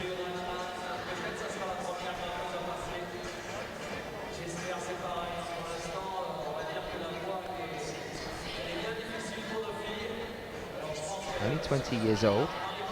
And this is her moving on to the 21st and 22nd hole now. Born in 1992 in Seoul and lives in Suwon City. World ranked 12th, though, at 20 years old. Which is pretty consistent with what she did last year. And she's down much earlier than she probably hoped. That's unfortunate. She didn't really get a grip on that at all. A question from Job there in the chat room for some of you ardent fans that join us on a regular basis. Will French TV be able to cover the rucksack shot? I'm not actually sure whether they're going to be up to that shot. It's quite a hard shot to pull off. There's a lot of effort that goes into the setup of that shot to get the angles and the lighting right. So I will have a chat to them, but you know, it's I suppose it's a matter of capability. It's a skill that IFSC.TV like to call something that they've mastered, indeed. And you'll remember this little incident if you were joining us in Briançon. Indeed, you were with us as well, Sheila. Yes. At the time. Yes, that was memorable. As Chris is saying, the rucksack is legend. So, anybody that's asking about what's happening over the next few days, there is a schedule just next to the screen that you are watching now. So, if any questions do come in about what's going on over the next few days in terms of when people can see what, if anyone in the chat room does spot any of those, just point an arrow for me to the right hand side so that they can have a look. There, look, is Kilian Fischuber getting some work done on, was that his elbow, I think, that they were working on there? And onto his hand as well, I'm being told.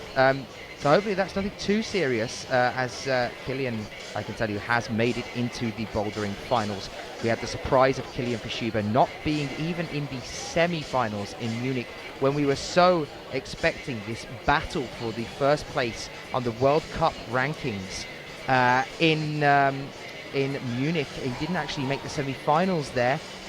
Rustam Galmanov went on to take the overall first place World Cup ranking title this year there. So we're expecting to see a battle of the greats between Rustam and Kilian. Not just them, Dmitry Sharafudinov, Sean McCall making it through as well, and also Rei Sugimoto making it through to the men's bouldering. But so no French. Kilian isn't injured. But no French. But no French, and that is unfortunately due to attempts on a bonus, which is how Sean McCall lost the gold place position in Munich to Dmitry Sharafudinov. It was attempts on a bonus that divided the first and second place position there, and it's also divided who is making it through to the finals here, as we lost Guillaume Gléron-Mondé. Thank you. Who came in 7th for the lack of a bonus.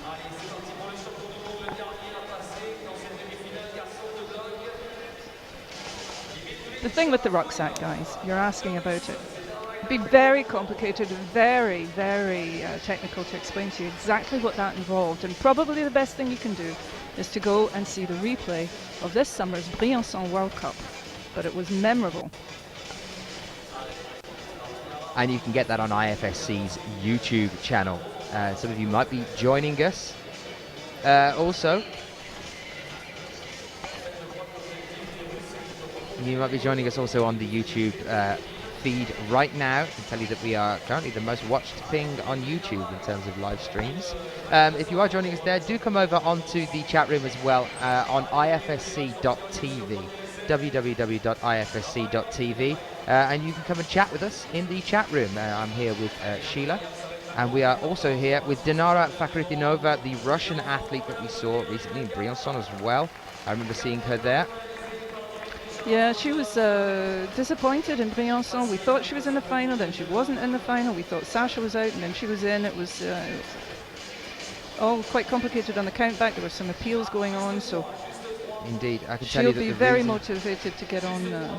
The reason that she missed that final actually in Briançon is because she placed 9th, and that was why she was waiting around at the very end. We thought that she was going to be going through. I was actually quite certain that we were going to see her in the finals, and then all of a sudden... I was sure she was ahead as well, and then there was an appeal, and that was that. Was that a speed thing? No. I thought there was a speed thing on the wall. I remember seeing the judges actually sitting down and analysing the footage of the semi-finals as to what's going to happen. She actually placed 9th there, Dinara, only 19 years old as well. And she has the most stunning eyes. Seriously, I know I'm a woman and everything. Is there something you're not telling me, Sheila? No. Trust me, A, I'm too old for her, and B, I'm not into women. But she has absolutely amazing eyes, and she's very, very beautiful. She's also an exceptional climber. Absolutely. People in the chat room talking about Kilian. I don't think Kilian is injured, no. We just found that one of our men about on the floor, that was Johnny, who's our roaming cameraman, our technician out in the field, actually earlier caught Kilian getting his hand massaged and up his arm, and he did look like he was in a little bit of pain just when we saw a little clip of that. But there is no news so far to tell us that Kilian Fischuber is injured, no, so don't get too worried about that one. And as Chris is rightly saying, Johnny is the man.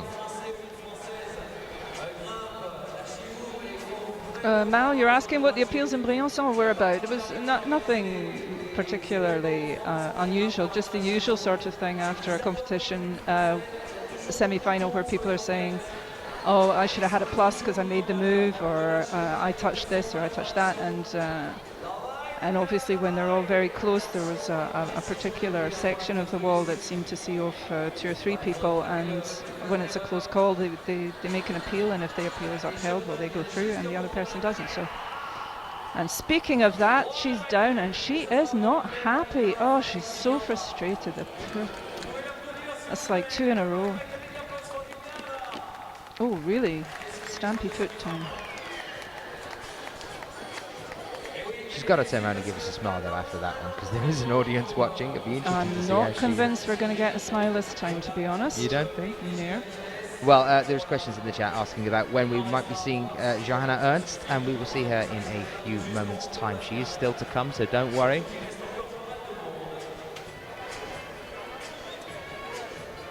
Now, I warned you about something earlier, and a couple of you thought that it was a lot more serious than it actually is. So don't go thinking anything really, really terrible has happened. I think a couple of you started thinking very morbid thoughts. But no, this is the moment I was talking about earlier when I said that unfortunately we have some missing footage, which is something that we absolutely hate saying to you guys. But we're not going to mention that, Sheila, okay? Yes, this is Helene Janicot coming out onto the wall now in just a few moments' time, and unfortunately we have missed quite a portion of her climb. So when we do lose her in a few moments' time, I will let you know where Helene Janicot reached on the wall. I saw Hélène about 10 days ago in Lyon. She sometimes trains at the Mur de Lyon, and she was looking on major form. Of course, she won at Briançon, and that got her into this World Championships, because it was the final at Briançon that meant that she could be here. Juste pour dire aux Français, on a un petit souci, et malheureusement, comme à Briançon, c'est sur le passage d'Hélène. Il y aura une coupure dans l'image tout à l'heure, mais une fois que vous aurez vu ce qu'elle fait et donc qu'on la perdra, on vous dira jusqu'où elle est arrivée. Mais on a eu un souci technique, ce qui fait que la deuxième partie du passage d'Hélène ne sera pas visible, malheureusement. Donc toutes nos excuses, mais c'est le live. Merci, Sheila, for that explanation in French.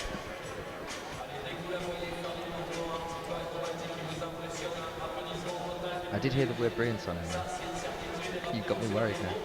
Well, here we are with Hélène, currently on the 12th hole, the pinch we were talking about earlier. And we're getting close to the portion of time now where unfortunately we are going to lose Janicot.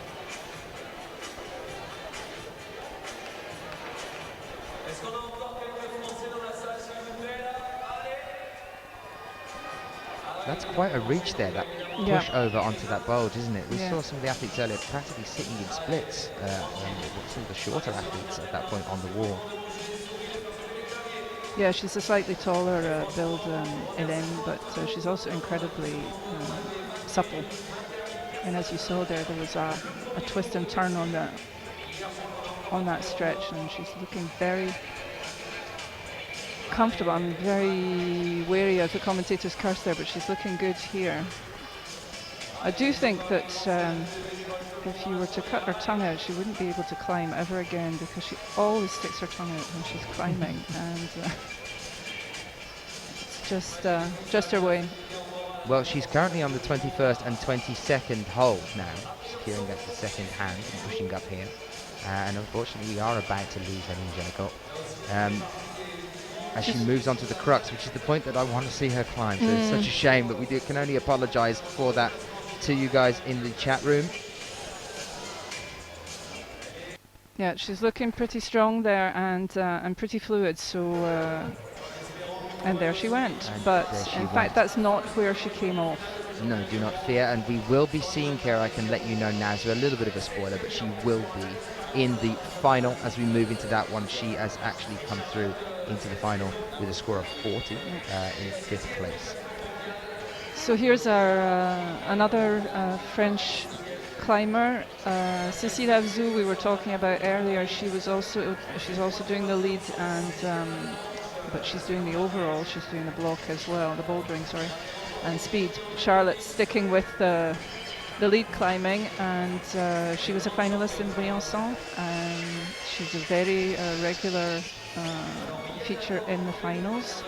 She won every world title going as she came up through the youth championships, Youth B, Youth A. There was only one that she missed out because she got timed out. Charlotte is not known for being a fast climber. When they used to give you the minute to warn you that there was only a minute left to climb, we seemed to always hear 1 minute Charlotte, 1 minute, and she just seemed to play with everybody's nerves, and she would just clip on before the time was up. And one time she just clipped on after the time was up, and it cost her that title. Otherwise she's won everything out there. Well, this is where she is on the wall at present. That's a hand on the 11th hole, just reaching up now to clip in before she pushes onto the 12th, which is the pinch. You can just see her grabbing there with her right hand. Angela Aita, I can tell you now, has not climbed yet, so she's still to come if you are waiting to see her.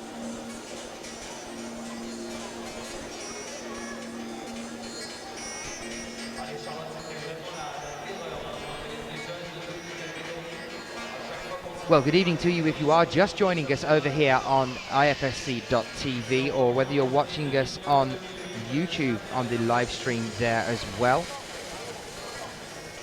or even on the replay if you're watching us in the future. This is IFSC making time travel possible. We've got the flux capacitor out the back, and we're revving up to 88 as we move into the weekend. And we are joined now by Charlotte Durif, currently on the 17th hole, 16th and 17th hole, pushing up onto the wall.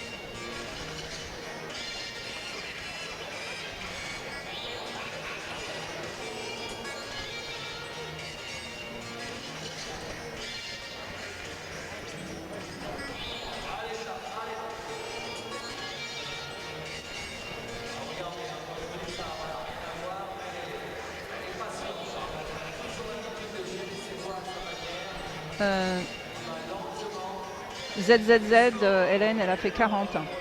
Et donc elle termine 5e, elle sera en finale.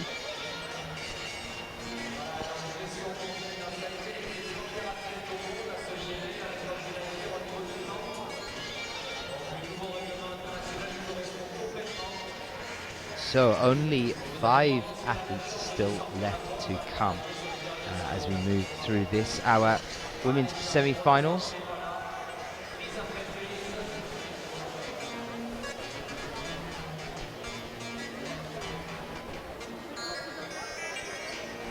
So not long now, we are coming towards the end of our women's semi-finals, and then we can start talking about what we're going to be bringing you over the next few days here as we move into the weekend at the World Championships here in Bercy.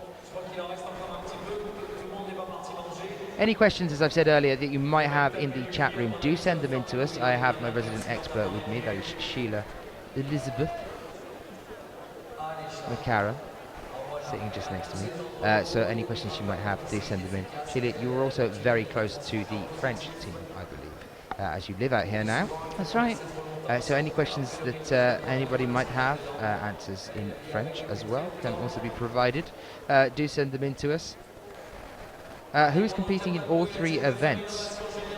I know there were a few that I was going through earlier with a couple of people. I do believe that Park Ji-woon is, the Korean athlete, is participating in all 3 events. There is also a couple of other athletes. Well, with the girls, there's Cécile Azou, that's for sure, for France. Jane Kim. I'm not sure whether she's doing speed. I saw her on the speed wall earlier. Okay, well then Sheila's answered that question I for me. believe. So Kim Jae-in is going to be doing all 3 as well. And then the one that usually we talk about doing all 3 is the dark horse, as we refer to him, Sean McCall. Yeah, and Cédric Lachat, Clement Bacon. And Cedric Lachat as well. We saw him earlier today in the men's bouldering Clement Bacon. semi-finals. You're rattling off quite a few of them, aren't you? Well, I was talking to Sean McCall's mum earlier. I'm trying to remember who's doing all 3. Clement Bacon as well. And Thomas Talporn-Pala, And you're absolutely Thomas right. Talporn-Pala, I think you're right as well, yep. I believe it was Udo I was talking to actually about that, and that's why it's just reminded me, because Udo is the head coach of the German team. So, yes. Here's Charlotte having one of her characteristic rests.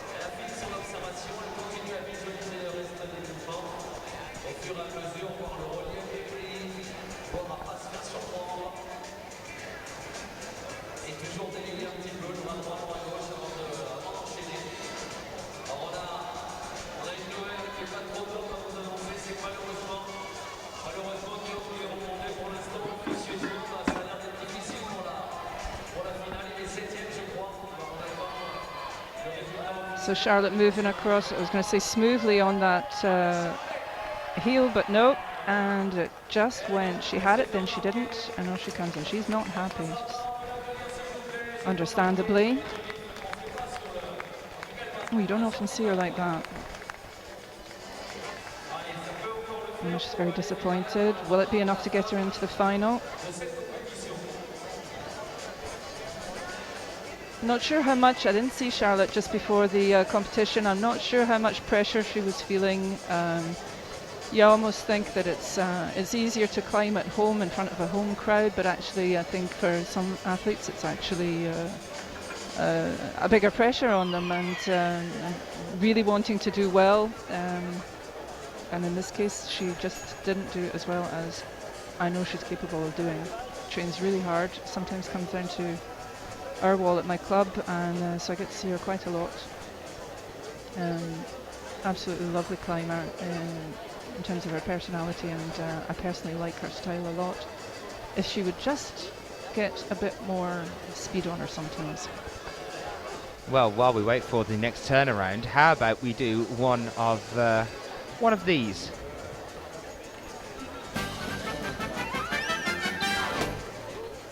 There it is. It's some of Dan's fun facts. Hopefully you heard the little jingle as well there that Johnny has just provided for us. On average, there are 2 new cookbooks published every day in France. A fact that, to my mind, beggars belief. But there you are, 2 new cookbooks on average every day invented in France. And we are now joined by somebody to definitely keep an eye on. This is one of the up-and-coming youth climbers that is now moving into the senior climbing categories. It is Momoka Oda. We saw her in Singapore just recently with this token bob cut hair. Yes, she's had a couple of haircuts this year. I'm not sure that's the most interesting fact to retain about her. I think Asaki Nagahawa has the most interesting hair of the Japanese. Definitely. It kind of comes out at every angle. Yes. But world ranked at the moment, Momoka Oda is 7th world rank. She holds the 7th place there. For the World Cup ranking this year, she's 2nd at the moment, which is exceptional, is it not? It is. Remember, guys, she's only 18 years old. She's actually 2nd on the World Cup ranking for 2012. Last year, at the end of 2011, she was 11th, and the year before that, in 2010, she was 12th. We just saw her in the female youth championship over in Singapore. And Sheila, how did she get on there? She was head and shoulders above everybody else, and she weren't. So let's see. She was the only one to top everything that they threw at her. So. And I can see that a lot of you are coming in with some support now in the chat room for Momoka.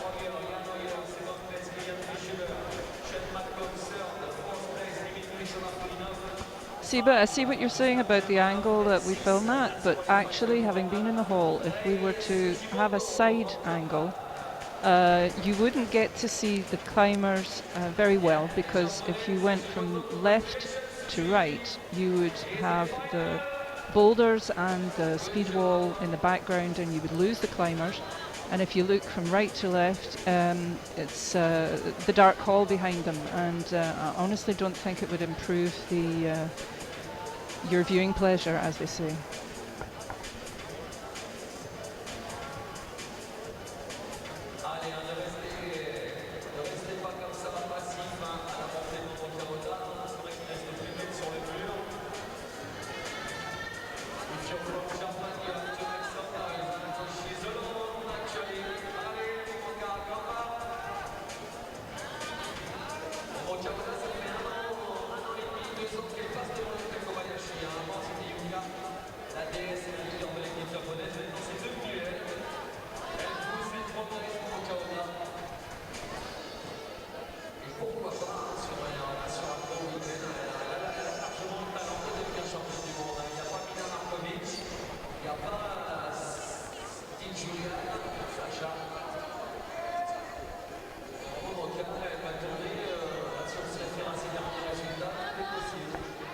The World Cup ranking question, or the world ranking question, it's not a straightforward answer, because there are actually 2 world rankings. There's a World Cup ranking, which obviously is how well you've done in the different World Cups as the year goes on, as the season goes on. But then you have the world ranking, which is an ongoing kind of rolling year deal, which shows, which includes championships and World Cups. But again, it's basically about how well you've done in all the competitions.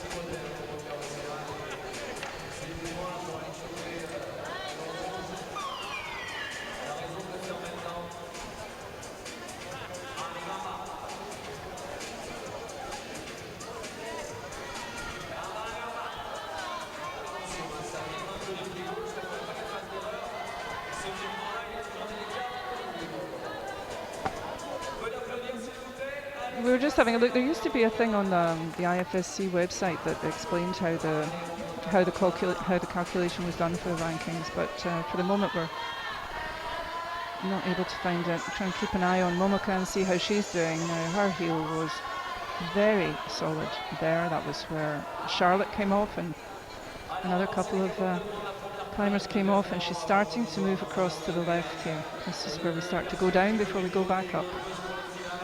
Yes, indeed, this is where it really starts to get exciting, moving into the crux.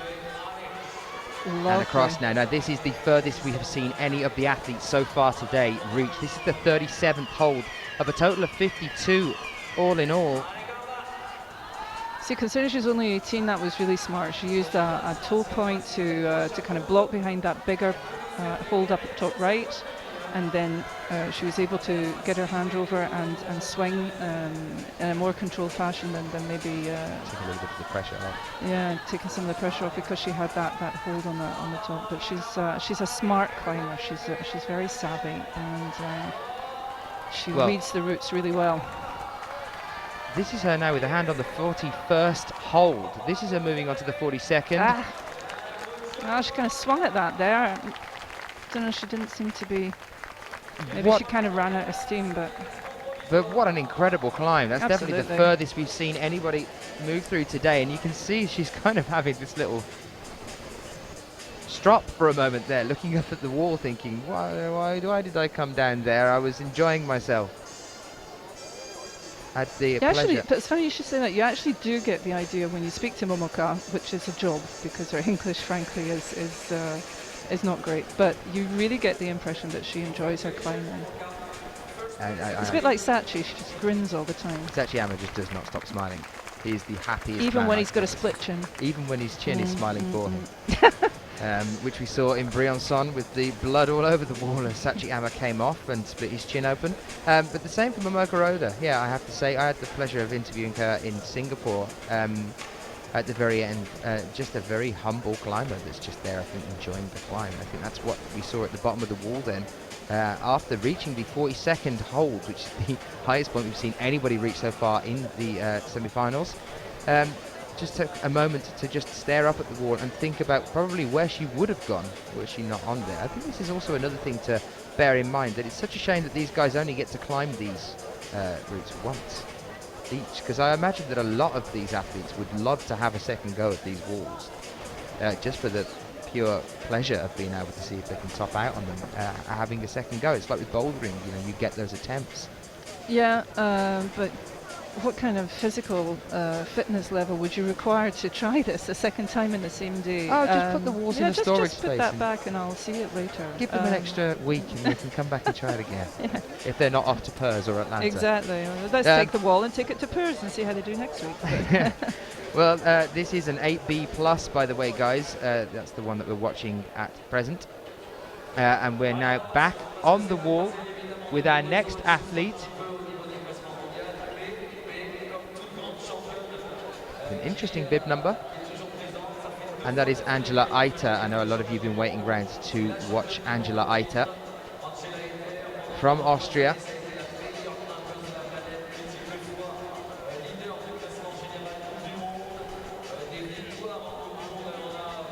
(26 years old, lives in Imst. And I'm going to hand you over to Sheila to go through the world rankings and move on to these results for this athlete. They're truly exceptional.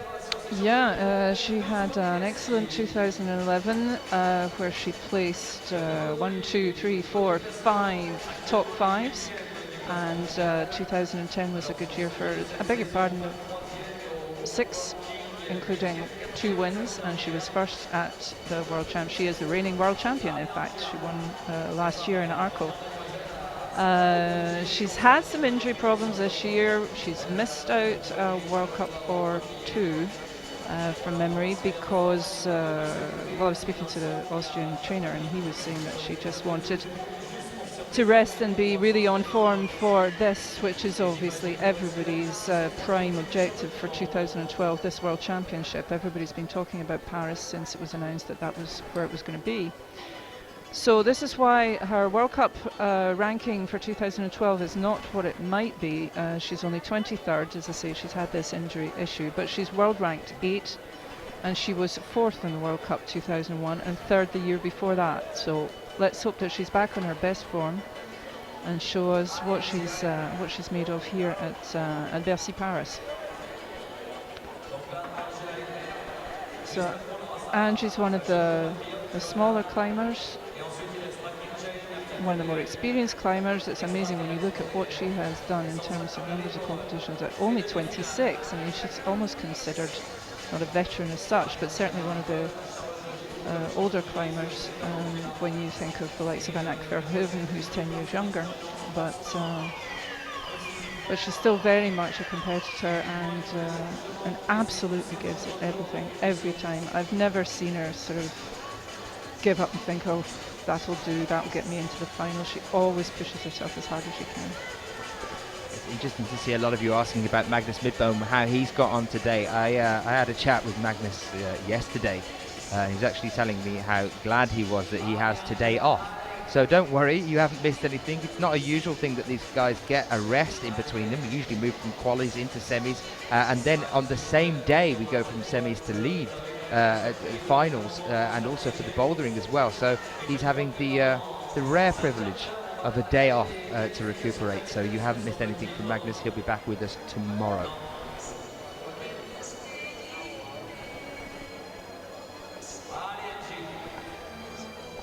Magnus actually topped both his qualifiers, so I think Daniel will remember I said in Briançon that I reckoned that Magnus was on the edge of doing something great, and maybe this is his competition.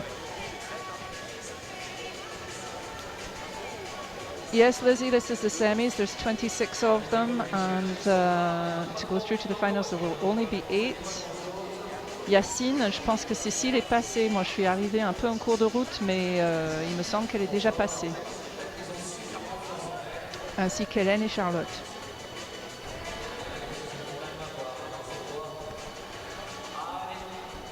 This is what happens when I leave you alone for 5 minutes, isn't it, Sheila? You start talking French. Well, you're not going to do it, are you, Daniel? We are over on the 25th hold now with Angela Eiter, moving round to the crux. What do we think of this route? That's the next question I want to pose to you guys in the chat room. It's an 8B plus. It's a very long route. There are a total of 52 holds on the wall here. So it is a long route, and also some very athletic moves combined with some quite technical moves as well. It seems like they've just kind of thrown everything at the athletes here. And it bears off on this bizarre route across the side of our 30-degree inclination on the wall, and then out onto the bulge, practically horizontal at some points on this wall, on the bulge. So what are we thinking in the chat room about this, these settings? I can tell you that the head route setter here is Adam Poll. He's a very lovely gentleman, and I'll be chatting to him over the next few days as we move into the finals.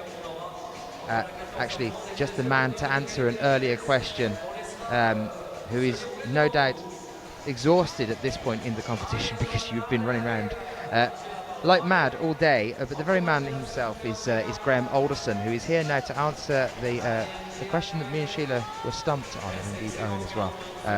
Graham, how do the world rankings work? How are they exactly tallied up compared to the World Cup rankings? The world ranking is a continuously updated ranking run on a year basis. So the world ranking for this competition was calculated on Tuesday night, and it includes all the competitions, the World Cups, and certainly the ones, for example, the World Championship is included in the previous 12 months. So it's continually updated. We used to call it the continuously updated world ranking, which actually explains it a lot better than just world ranking. But it's a bit more of a mouthful. It's a little bit more complicated than that, because there's also a coefficient added in to your World Cup points. You get your World Cup points, so if you win a World Cup you get 100 points. But then for the world ranking you multiply your 100 points by the coefficient. It's incredibly complicated to work out what the coefficient, and that's based on the relative number of climbers in that competition. So for example, this year in bouldering, Vienna had a coefficient of 0.89 because there was a very high turnout. Chongqing had a coefficient, I think, of about 0.45 because there was a relatively low turnout. The coefficient is based on the theoretical maximum number of competitors you can have, and it's impossible to have a coefficient of 1. So it's always between 0 and 1. And the higher number of climbers that enter a World Cup, the higher the coefficient, and you multiply your World Cup points by the coefficient to get your world ranking points for that particular competition.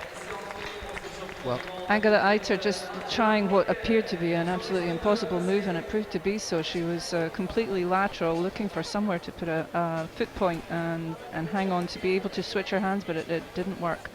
So we need to wait and see if that's enough for her to get in. She didn't get as high as Momoko Uda. well, I have to thank Graham Otterson for that answer on the world rankings. The only other thing I would like to pose to you, Graham, is does that mean when we're talking about the world rankings that if an athlete was to compete across different disciplines at more World Cups, for example, bouldering and lead, and indeed speed as well, that is all put together in one world ranking, or is the world ranking different for bouldering, lead and speed? There are effectively 4 world rankings, one for boulder, one for lead, one for speed, and an overall one. Exactly the same as the World Championships here. We have 4 titles available, one for each of the 3 disciplines and an overall world title. Plus, of course, we have 8 paraclimbing World Championships here as well. Well, there you are, guys. I hope that answers your question. Thank you, Graham, for being with us. I know you've had a very busy day. How have you found it so far? It's been very busy and very long, and we still got back an hour to go, and I'm just hoping that nothing else goes wrong, because we've been firefighting quite a bit today. We're with you on that one. Thank you, Graham, for being with us as always. So we are just waiting for our last, I believe, our last climber, possibly 2, I think we have left, just to come out and join us on the wall. And those are Johanna Ernst and then Kim Jain, so she'll be coming out and joining us as well. So hopefully some of you are looking forward to seeing her as well. I did miss a bit of Angela Eiter's climb just a few moments ago. Yeah, it was interesting. She did really well on the transversal thing, and then when she had to go over onto the white section. For me, she pretty much misread what she needed to do, or maybe she just didn't have the length to get the toe hook that she needed to stabilise and swing round and carry on up. But so that's going to make the cut-off point for the final quite interesting. To answer Nubdud in the chat, the rule on lead climbing and bouldering when it comes to that is what is not forbidden is permitted. In other words, if there isn't a piece of black tape that you're not supposed to cross somewhere, then you can use anything on the wall. Well, you're not allowed to use the bolt holes, all these little evenly spaced bolt holes you can see, and you're not allowed to hang off of the carabiners. Yeah, the bolt holes are the dots in the white bit of the wall. You can't stick your finger in there to gain extra leverage. That's an absolute no-no, and in any case, it'd probably be very dangerous, because you could just leave your finger in it while the rest of you carries on. And then, so you're not allowed to do that. You're not allowed to grab hold of the dangly cords that the carabiners are hanging off. Apart from that, if there isn't, you see the edge of the wall, there's actually a kind of a wooden ridge, and you're certainly allowed to put your foot on that if you so wish. But if there's no black tape that sections off part of the wall that you're not allowed to use or go onto, then you can use anything. So you were asking if she only gets to use the blue holds. If there were other colours of hold, unless they're taped off with the black tape, she's certainly allowed to use them.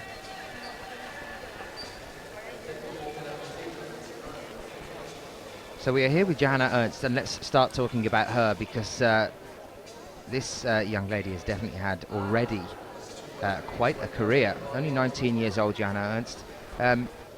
Sheila, again, I would say, despite being beset by illness, by injury, sorry, she was out for quite a while and then came back. Can you tell us any more about that? Offhand, no, I can't remember what her injury was. I just remember we didn't see a lot of her for a while, and then she came back and she seemed very strong.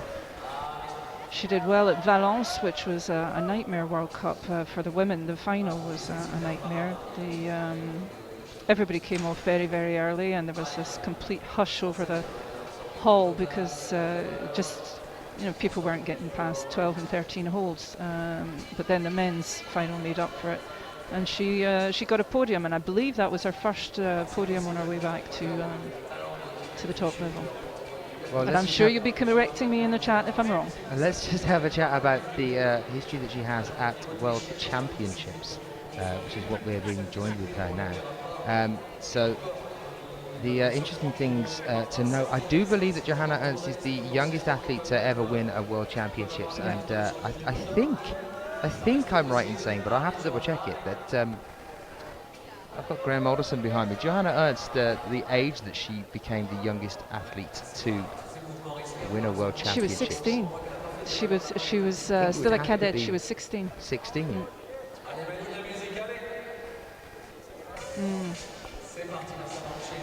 But that's moving straight in from the Youth Cups to take that. I can tell you that we've got a first at the World Championships in Shanghai in China in 2009.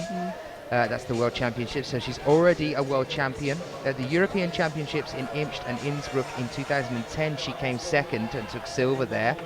Then at the World Championships in Arco last year, she came fourth, so just missed out on a podium. And after being used to winning World Championships, she's definitely going to be hungry here as we move into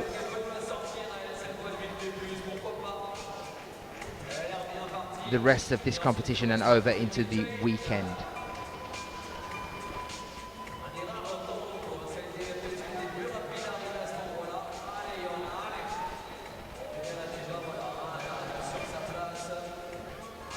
So there's also a result of first at the IFSC European Championships in Paris in 2008, and that was a gold. So she's took gold before here in Paris in 08. She's only 19 years old. So she was 15, I believe, when that happened.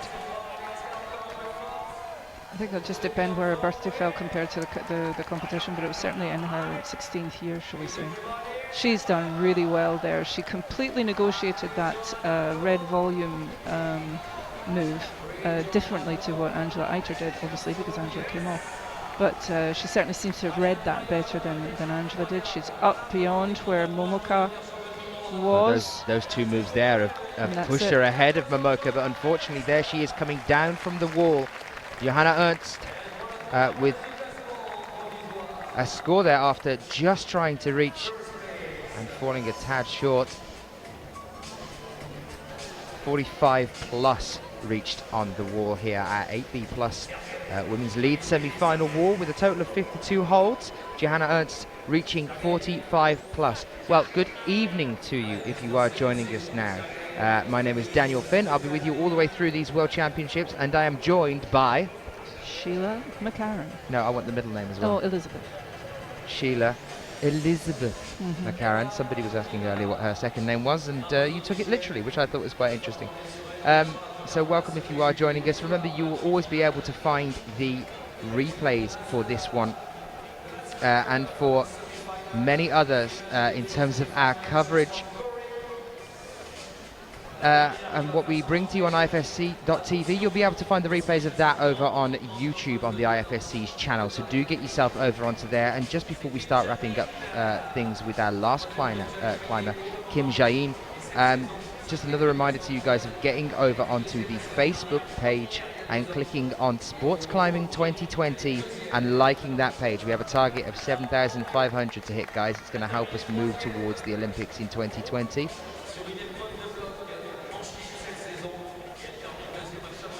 And we are joined by Kim Jae-in now coming out onto the wall. Some interesting points there from Mal in the chat rooms. Thank you for that.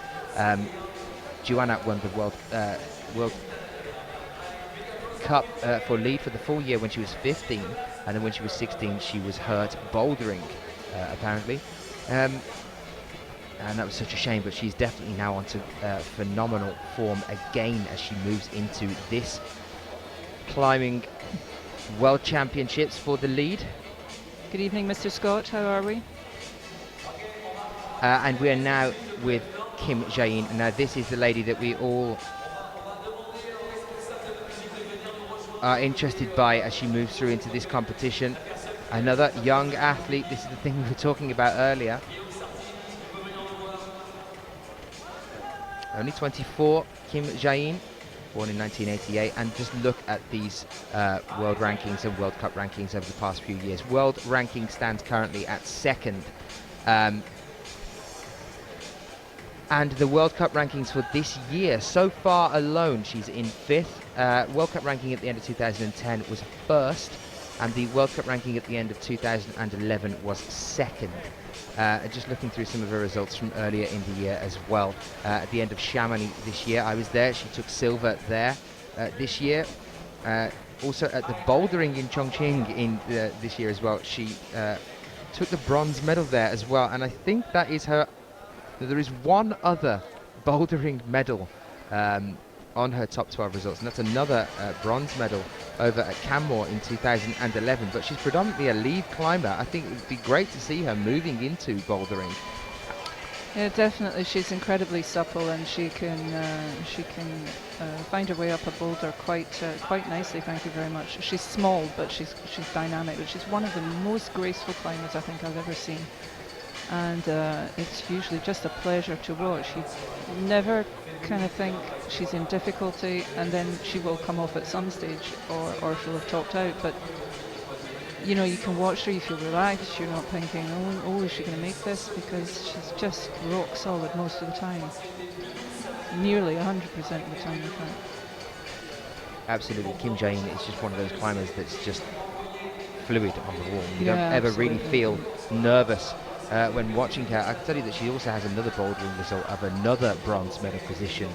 In fact, 2 from 2010 in Moscow and Vienna. But it doesn't seem to be one of those things that she tends to focus on. She's much more of a lead climber. Indeed, we've seen Jakob Schubert not doing the bouldering despite the phenomenal year he's had this year in bouldering. He's focusing on the lead for the World Championships.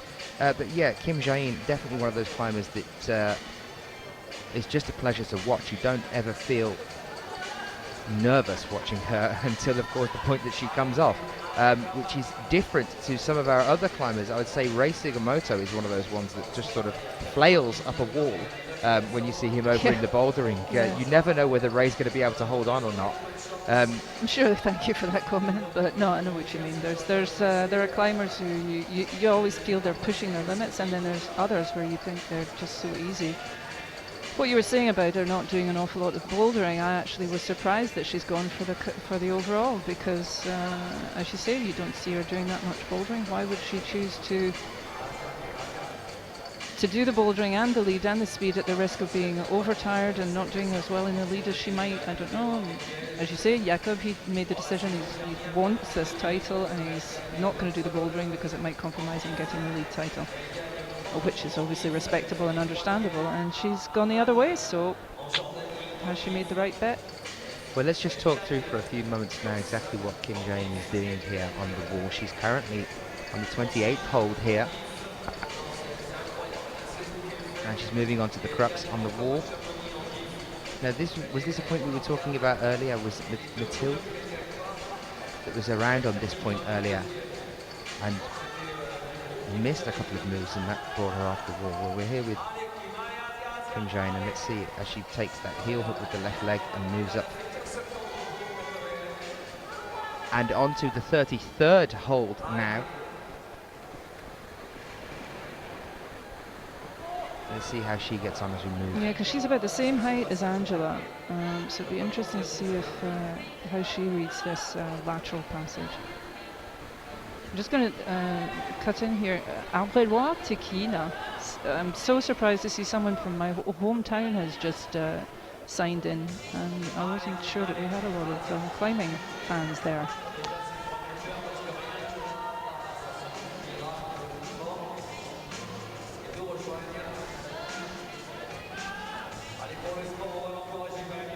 Well, she takes a moment to grab some more chalk now, stretching out the arm. Different technique. Not shaking, which is what you normally see when people are trying to get rid of lactic acid in their arms. Oui, Arbrelois, j'avais compris que c'était quelqu'un de l'Arbrel. Allez, dévoile-toi.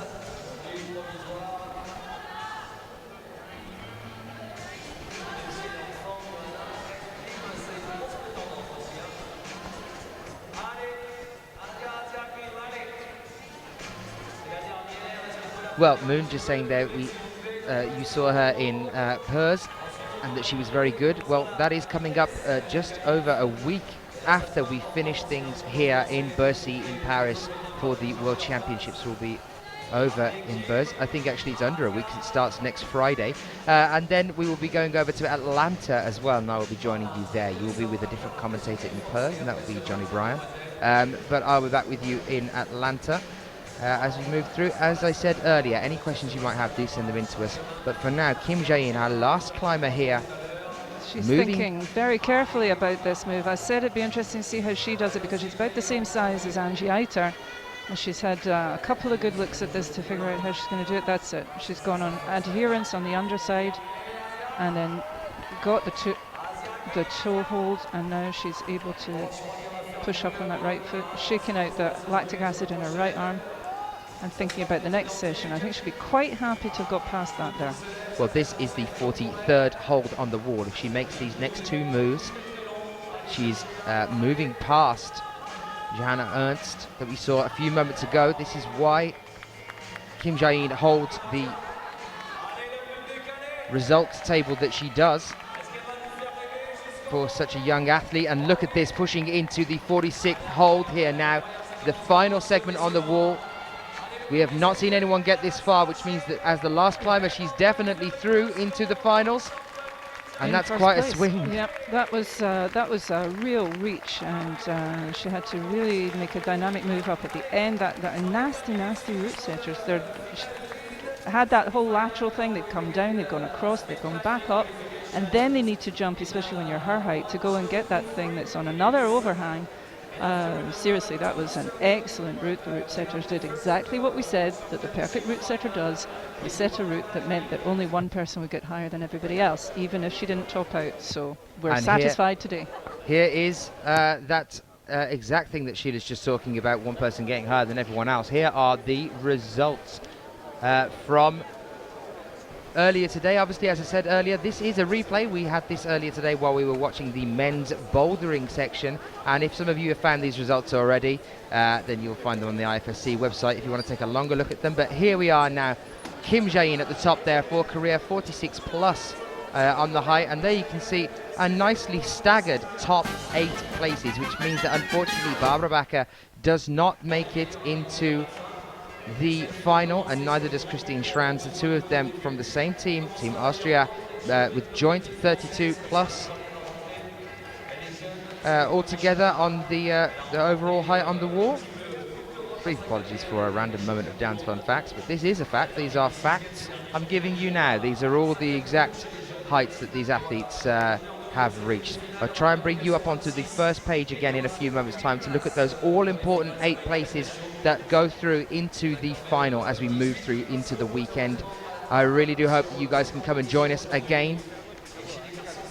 There they are. Those are our all-important 8 places. Kim Jae-in, Johanna Ernst, Momoka Oda, Angela Eiter, Helene Janicot, Matilda SODERLUND, and Evgenia Malamid. And then, last but no means least, our second French athlete through to the final, Charlotte Durif. So there you are. Unfortunately, though we did lose Helene Janicot's climb earlier, you will get to see her climb again. She is coming back into the final as we move over into the next events.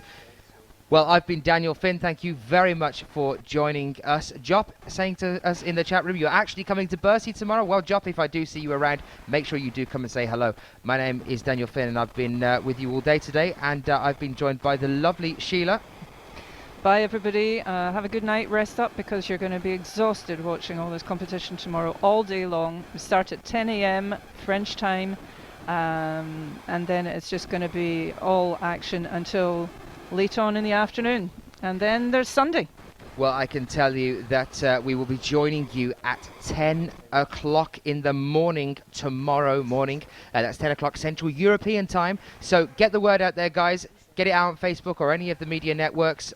Do make sure that everybody knows to come and join us. That's 10 o'clock Central European time. We will be back in the morning there. Have a look at the schedule to see how tomorrow is going to be running. Thank you very much for joining us. I hope you've enjoyed the coverage, and I'll see you in the morning. Good night, all. Sleep well. Hey guys.